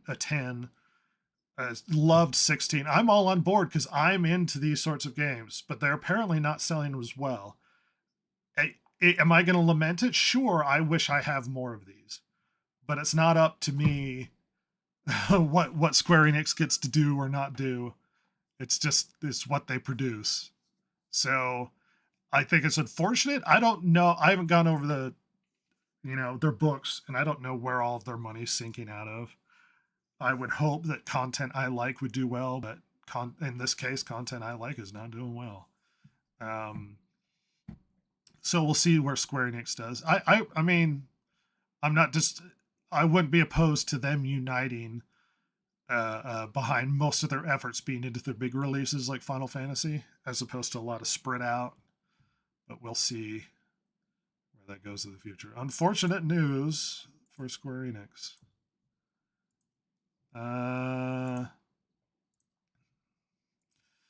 Here's an odd story. We'll reflect on this really quickly, not get into another massive discussion. Apparently, Call of Duty developer Activision installs DI officers on every development team to ensure the message is propagated. They need to change their acronym from DEI to DIE, because that's what they're doing. They're just killing stuff.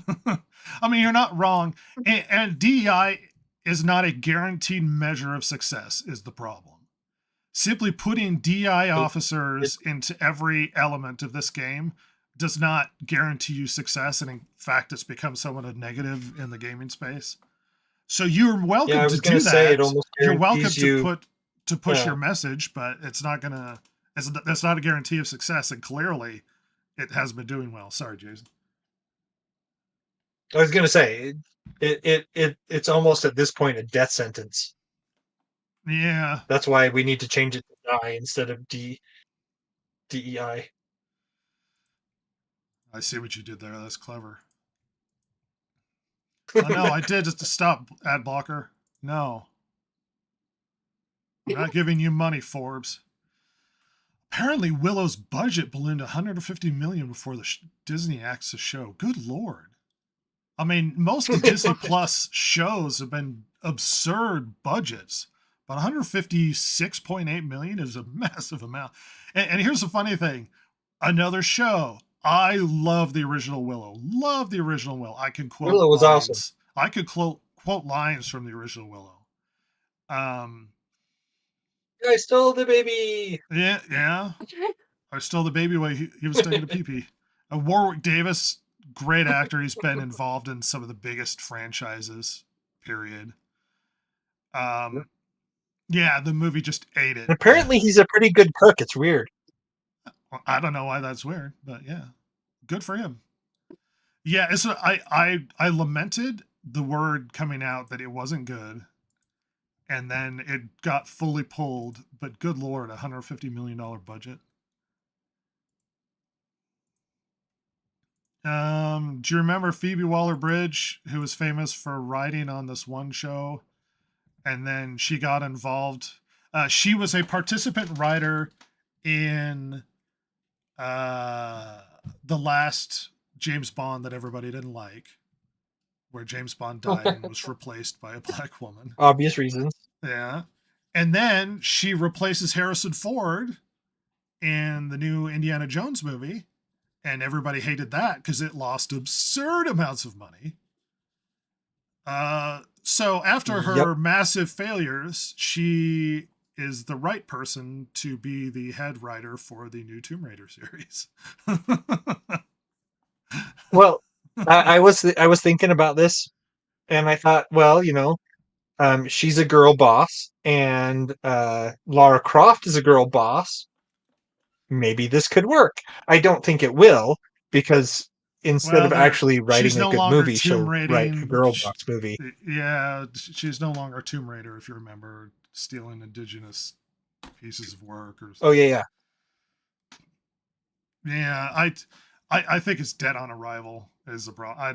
It doesn't look like something I'm gonna, and I'm a fan of Tomb Raider. Nobody's gonna go to that movie and say, "Oh, this is it's gonna be ratioed just like everything else she's been doing recently." Okay, well, we're gonna end the night talking about the big drama topic. Oh, this has been very racially charged podcast tonight. So everybody, we finally got. Like, we don't want to be racially charged, but it's like we keep trying to get out, and they keep pulling us back in. We're responding to the weird racially charged content that is coming out. So the new trailer for the Assassin's Creed that everybody's been hyped for, because finally Assassin's Creed is coming to Japan, and this is something that people have actually talked about since like the first Assassin's Creed. Like, it would fit perfectly, ninjas and what have you. Assassin's Creed would fit perfectly into Japan. So they come out with a trailer, and one of the the main characters, you either a Japanese woman that you can play, or this black character depicted in it, the historical figure called Yasuke, quote unquote. I'm doing heavy quotes. Historical figure Yasuke, and I'll go into that in a bit more detail. Setting aside who Yasuke actually was, a lot of the response was, so why, in a very quintessentially Japanese game, why is one of the characters not Japanese? Like, why we have to play as a different, like, why can't I play as a Japanese male? But apparently that's, like, I don't want him to be white. I just want him to be Japanese in Japan. They're more than welcome to make a Assassin's Creed game in Africa. So there's that. They are taking away that character. But then there's the historical precedent. So this is based upon a character that has been inflated for years, named Yasuke. For years and years, there's been all that rumor and drama based on this character called Yasuke, who's apparently supposed to be historical, who's supposed to be a black samurai. I'm going to tell you right now, this is something me and Ross, and I was hoping Ross would show up before the podcast ended, have known about for years and years. We've talked about, not that I have expertise in this character specifically. My expertise is academically history, believe it or not. I have a degree in history with political science minor. Yasuke was never a samurai. And the reason why we know information about Yasuke is there's a few passing comments in the historical record of there being a black man that worked for Oda Nobunaga. And most of the information we do have directly comes from a journal by one individual who talked about the oddity that was Yasuke, Sasuke being a Naruto character, who talked about the oddity of Yasuke, who was a retainer for Oda Nobunaga. And that originally when he was obtained by Oda Nobunaga, we don't know why he changed from the hands of a Jesuit Portuguese priest or whatever to Oda Nobunaga, who apparently encountered him at like a market working with the priest. He was a slave when he was brought to Japan. It wouldn't surprise me if, this was the first black man they'd ever seen, and him being Lord Oda Nobunaga. It was because in the record, they forced him to wash because they thought there was ink on his skin. And so they forced him to wash to try and get it off, and it wouldn't come off. So they realized he was strange and a different person. He was black. Right. What do we know about what I was going to say was that. Go ahead. That it wouldn't surprise me, Lord Oda Nobunaga. This is an oddity, a rarity. I've never seen anything like this. It's got to be mine. And so he purchases it, and it's a forced purchase. You're not going to say no to Lord Nobunaga. Well, let me elaborate on that a bit. The record that we have is that he was a retainer, that he might have carried Nobunaga's sword or maybe tools or that sort of thing. It's a little mixed on whether or not he even had any armor. He did have a short sword, not a full katana, that the record at least states. I don't know how accurate the record is. We're looking at primary source of an individual, but those can be inaccurate if you've ever done history research. And that he might have been given a house and a stipend, which, depending on your status in Nobunaga's kingdom, it would differ, relating on how important your status was. None of this is out of the realm of possibility. He was never a samurai. He just wasn't. And usually when people depict him in anime, because there was an anime done on freaking Adult Swim, and then there was a Netflix show. They extrapolate him to being well respected among the elite in Japan and a great warrior. No record states he was ever involved in any battle whatsoever. Period.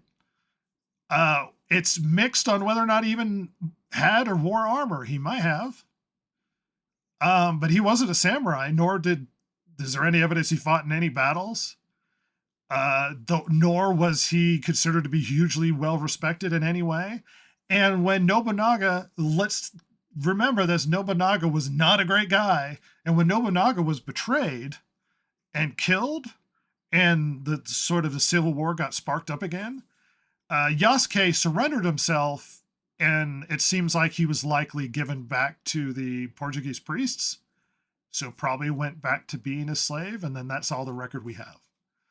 But they've turned Yasuke, because I get it, there are some people that really love the idea of there being a black samurai, or there being, like, they were in love with the possibility of this. It's just not true. He never did any of these things. And Ubisoft, low be it for them to be accurate in any of their historical content, because all of it's just been absurd and inaccurate. There's been efforts to claim that he is just this amazing historical figure that, no, he never did anything of any note that anybody can recall. He was a retainer that held a sword. He never held the status of samurai, as far as we can tell. Have there been foreign samurais? Yeah.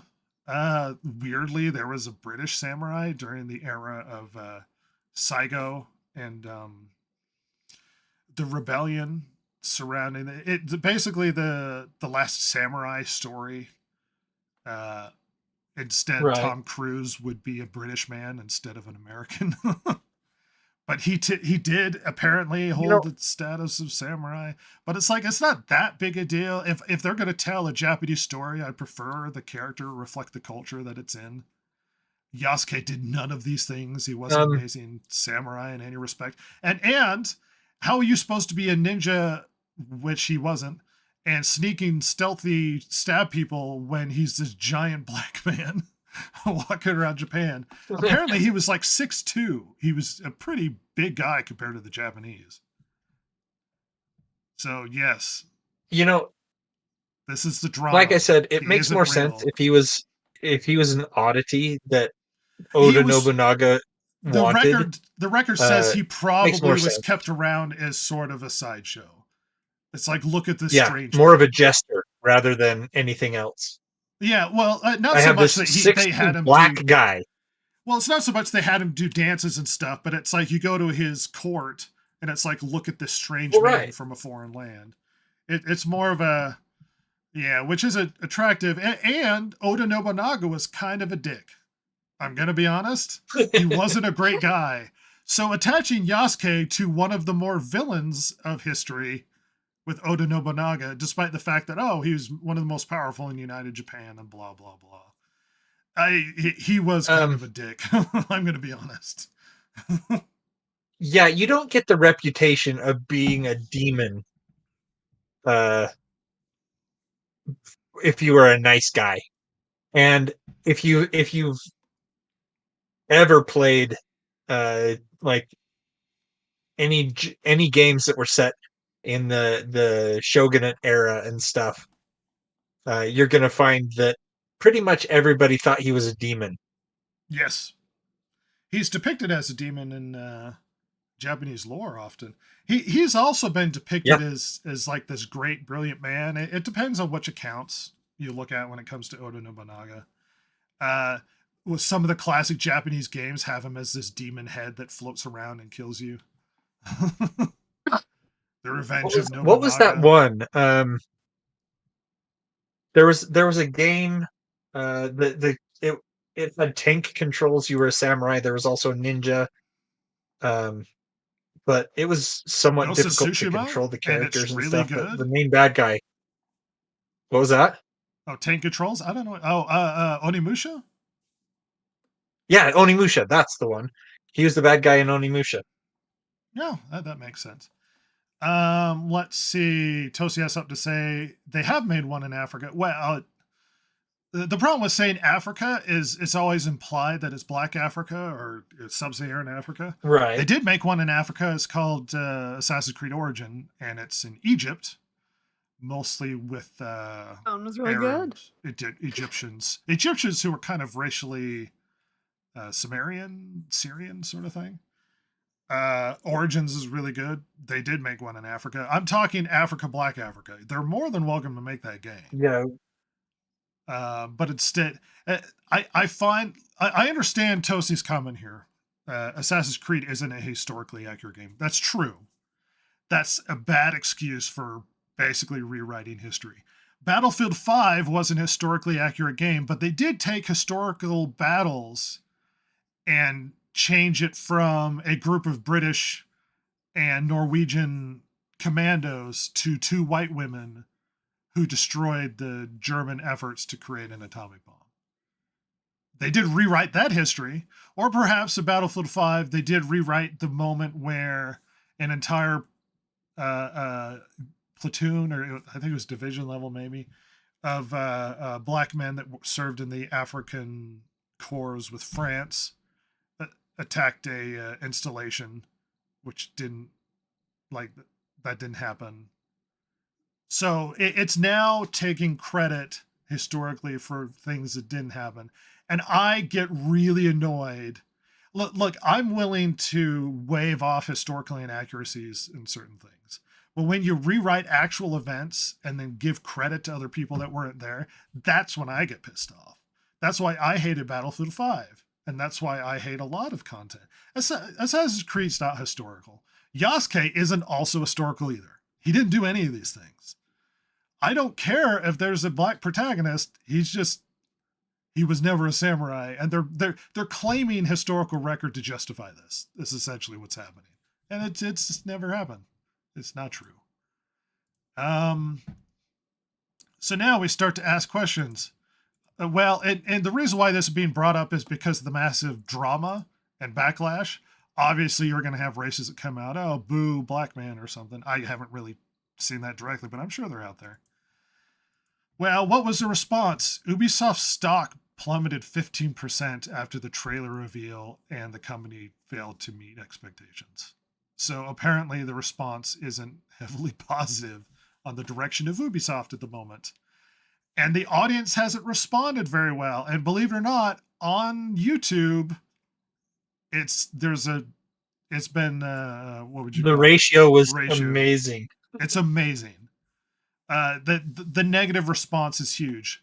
Why? Because you're now taking this away from Japanese Asian characters that, deserve to be the center of their own story that takes place in Japan.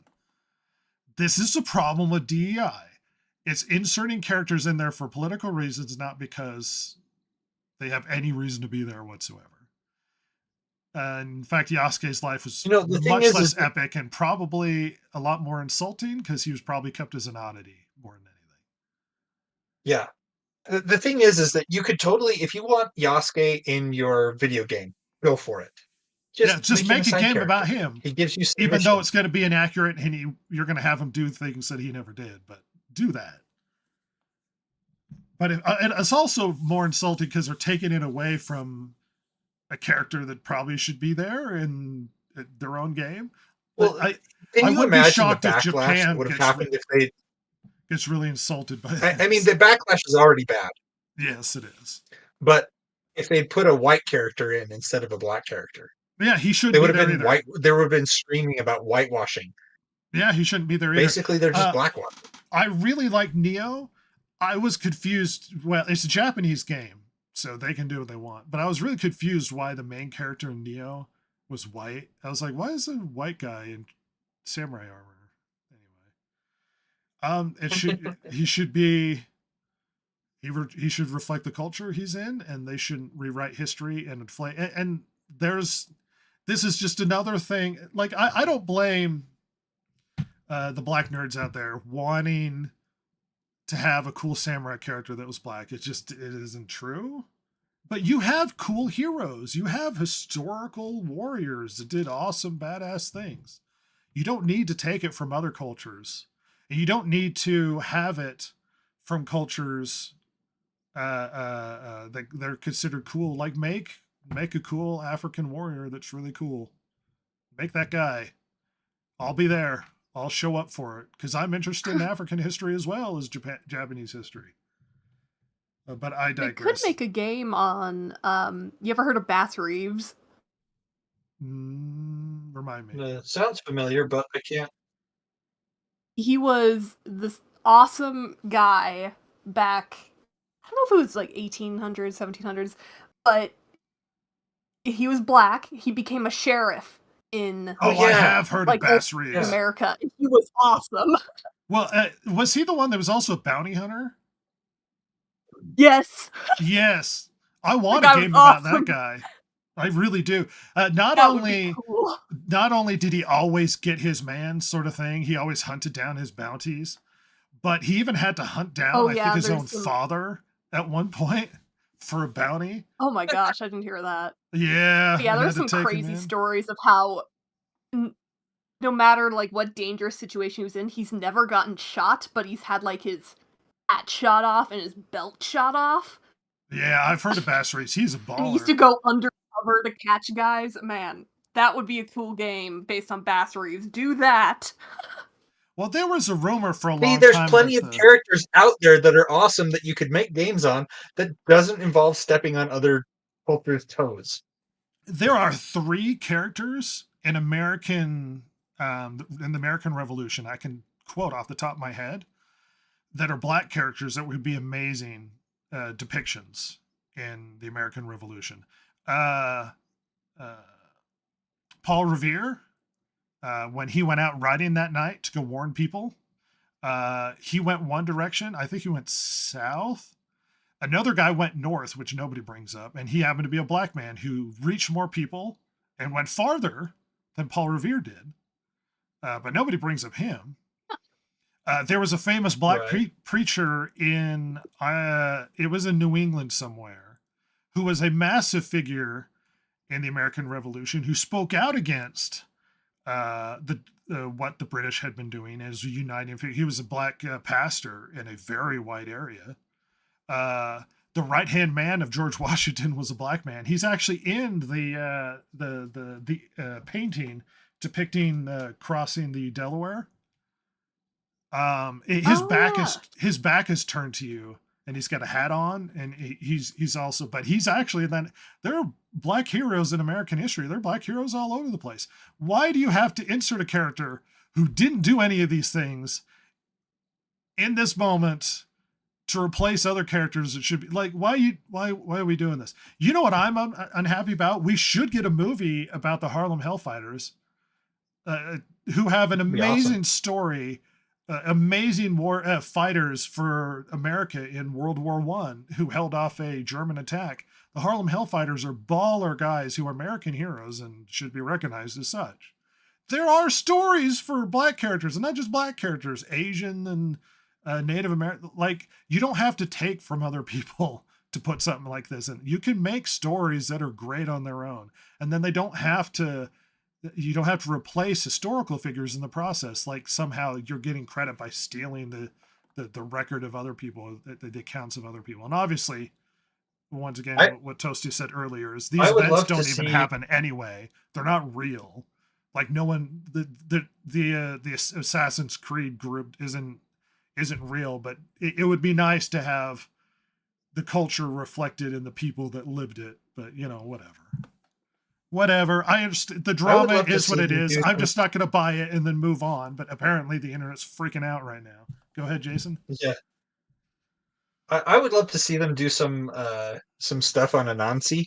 I like the spider trickster god from African mythology. I would love to see them I don't know do enough some about stuff it. with him. That'd be great.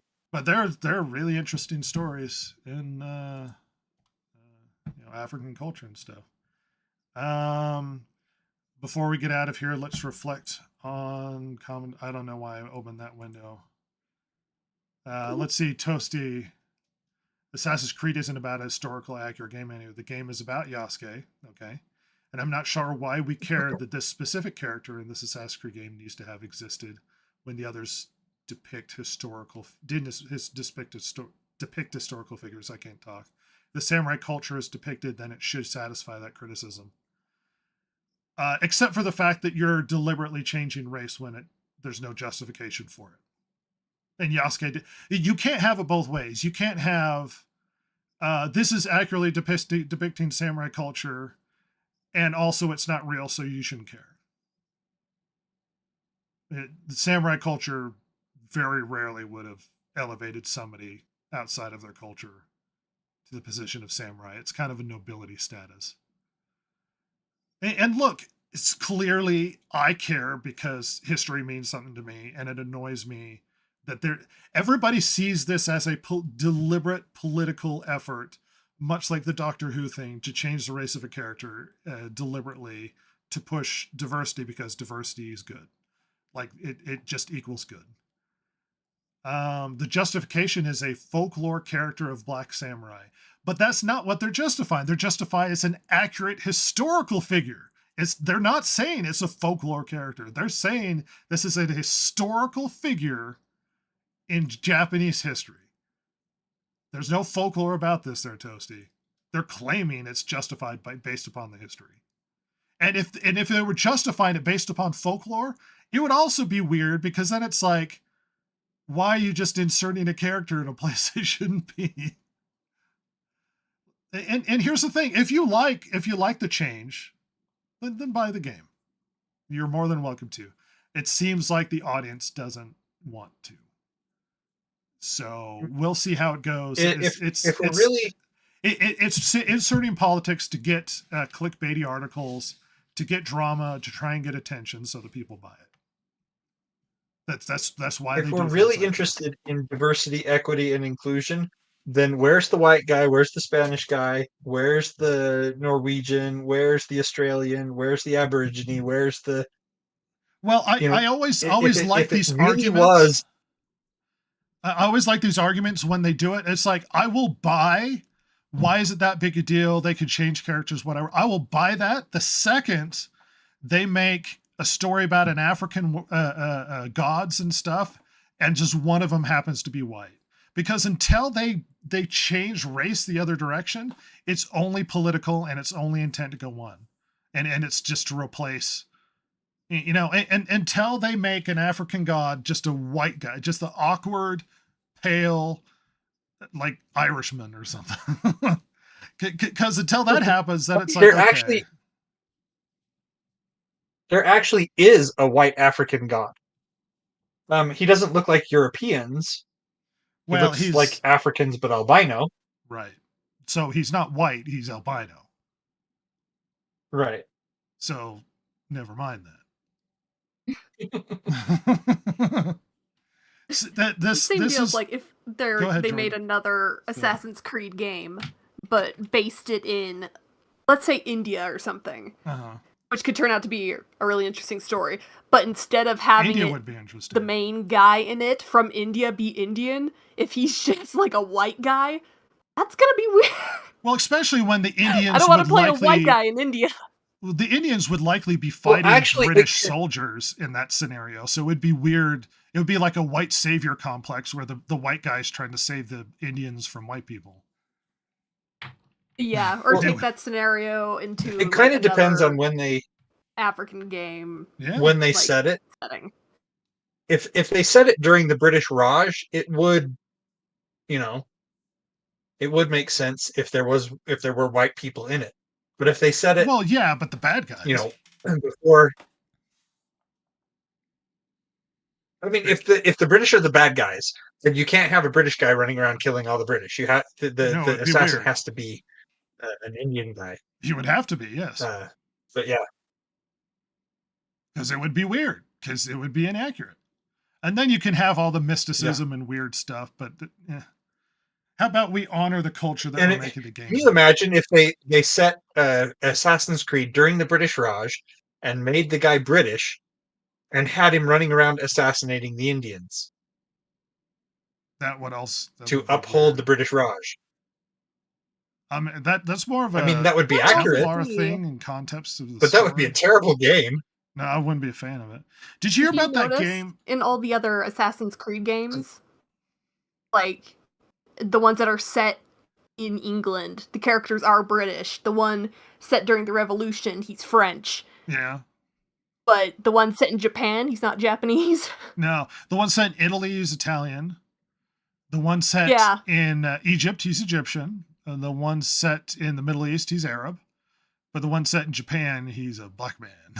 It's like, all right. Yeah. Never mind then. Let's just not. The one set in Greece, he's Greek. But yeah, whatever. Look, if you're super down for this, if you're really hype on a Black Samurai and it matters to you, then awesome, man. You're getting the game you want. Show up and buy it and have a blast. It doesn't seem the general audience is in agreement with how the reaction is to the news, to their stock, as well as the YouTube. It's just another line of the DEI efforts, and you might be shocked by this information, but Sweet Baby Inc. is involved in this game. Oh, yeah. Well. Yep. So if you're into it, get hyped. I'm a bit annoyed based upon historical accuracies personally. I predict that this game will not do well. It's hard to tell. I've been annoyed at stuff that I didn't like that did well. It doesn't seem the initial reaction is positive. And there's been a lot of hope for a Japan setting for an Assassin's Creed game. It is too early to tell about the success of this game. We will have to wait and see. But the initial reaction of the fans seems to be quite negative.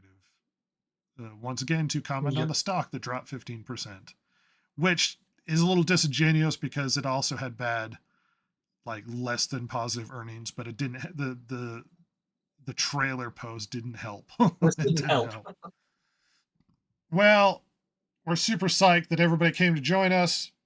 Toasty, I appreciate your comments.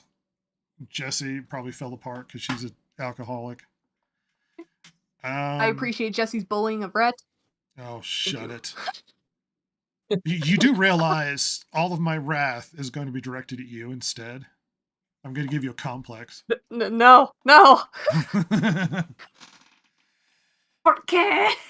Jason, as we get out of here, what do you have to say for yourself? Well, I'm disappointed in you all, and I hope Hollywood just falls off the face of the earth. I wouldn't mourn the death of Hollywood. That's how much, Nope. how many bridges they burned with me. Give us some That life would be advice. a day Come for on. celebration. Something positive. I hope Hollywood burns. How about that? Silver? I am positive in my hope that Hollywood burns. Silver, this is your time to shine.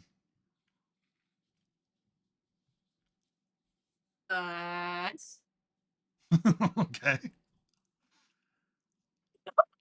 I'm shining an We appreciate you, Jesse. Well, you're the one that, get drunk and then say stuff. Good night, Toasty. And, we'll just run out of here. I love you all platonically. Maybe it's late.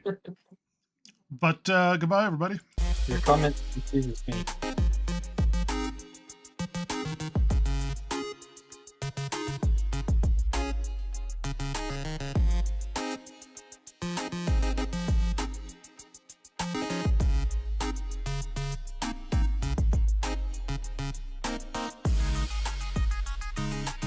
If you like the show, follow Rhett, Jason, Ross, and Silver, the world's most lethally stupid internet personalities, on Twitter at DGPodcast or on Instagram at DistractedGamers. If you liked or hated what you heard here today, you can email them at thedistractedgamers@gmail.com and share your feelings. Not that Jason would care, since he hasn't any, of course. Oh my God, it's so juicy!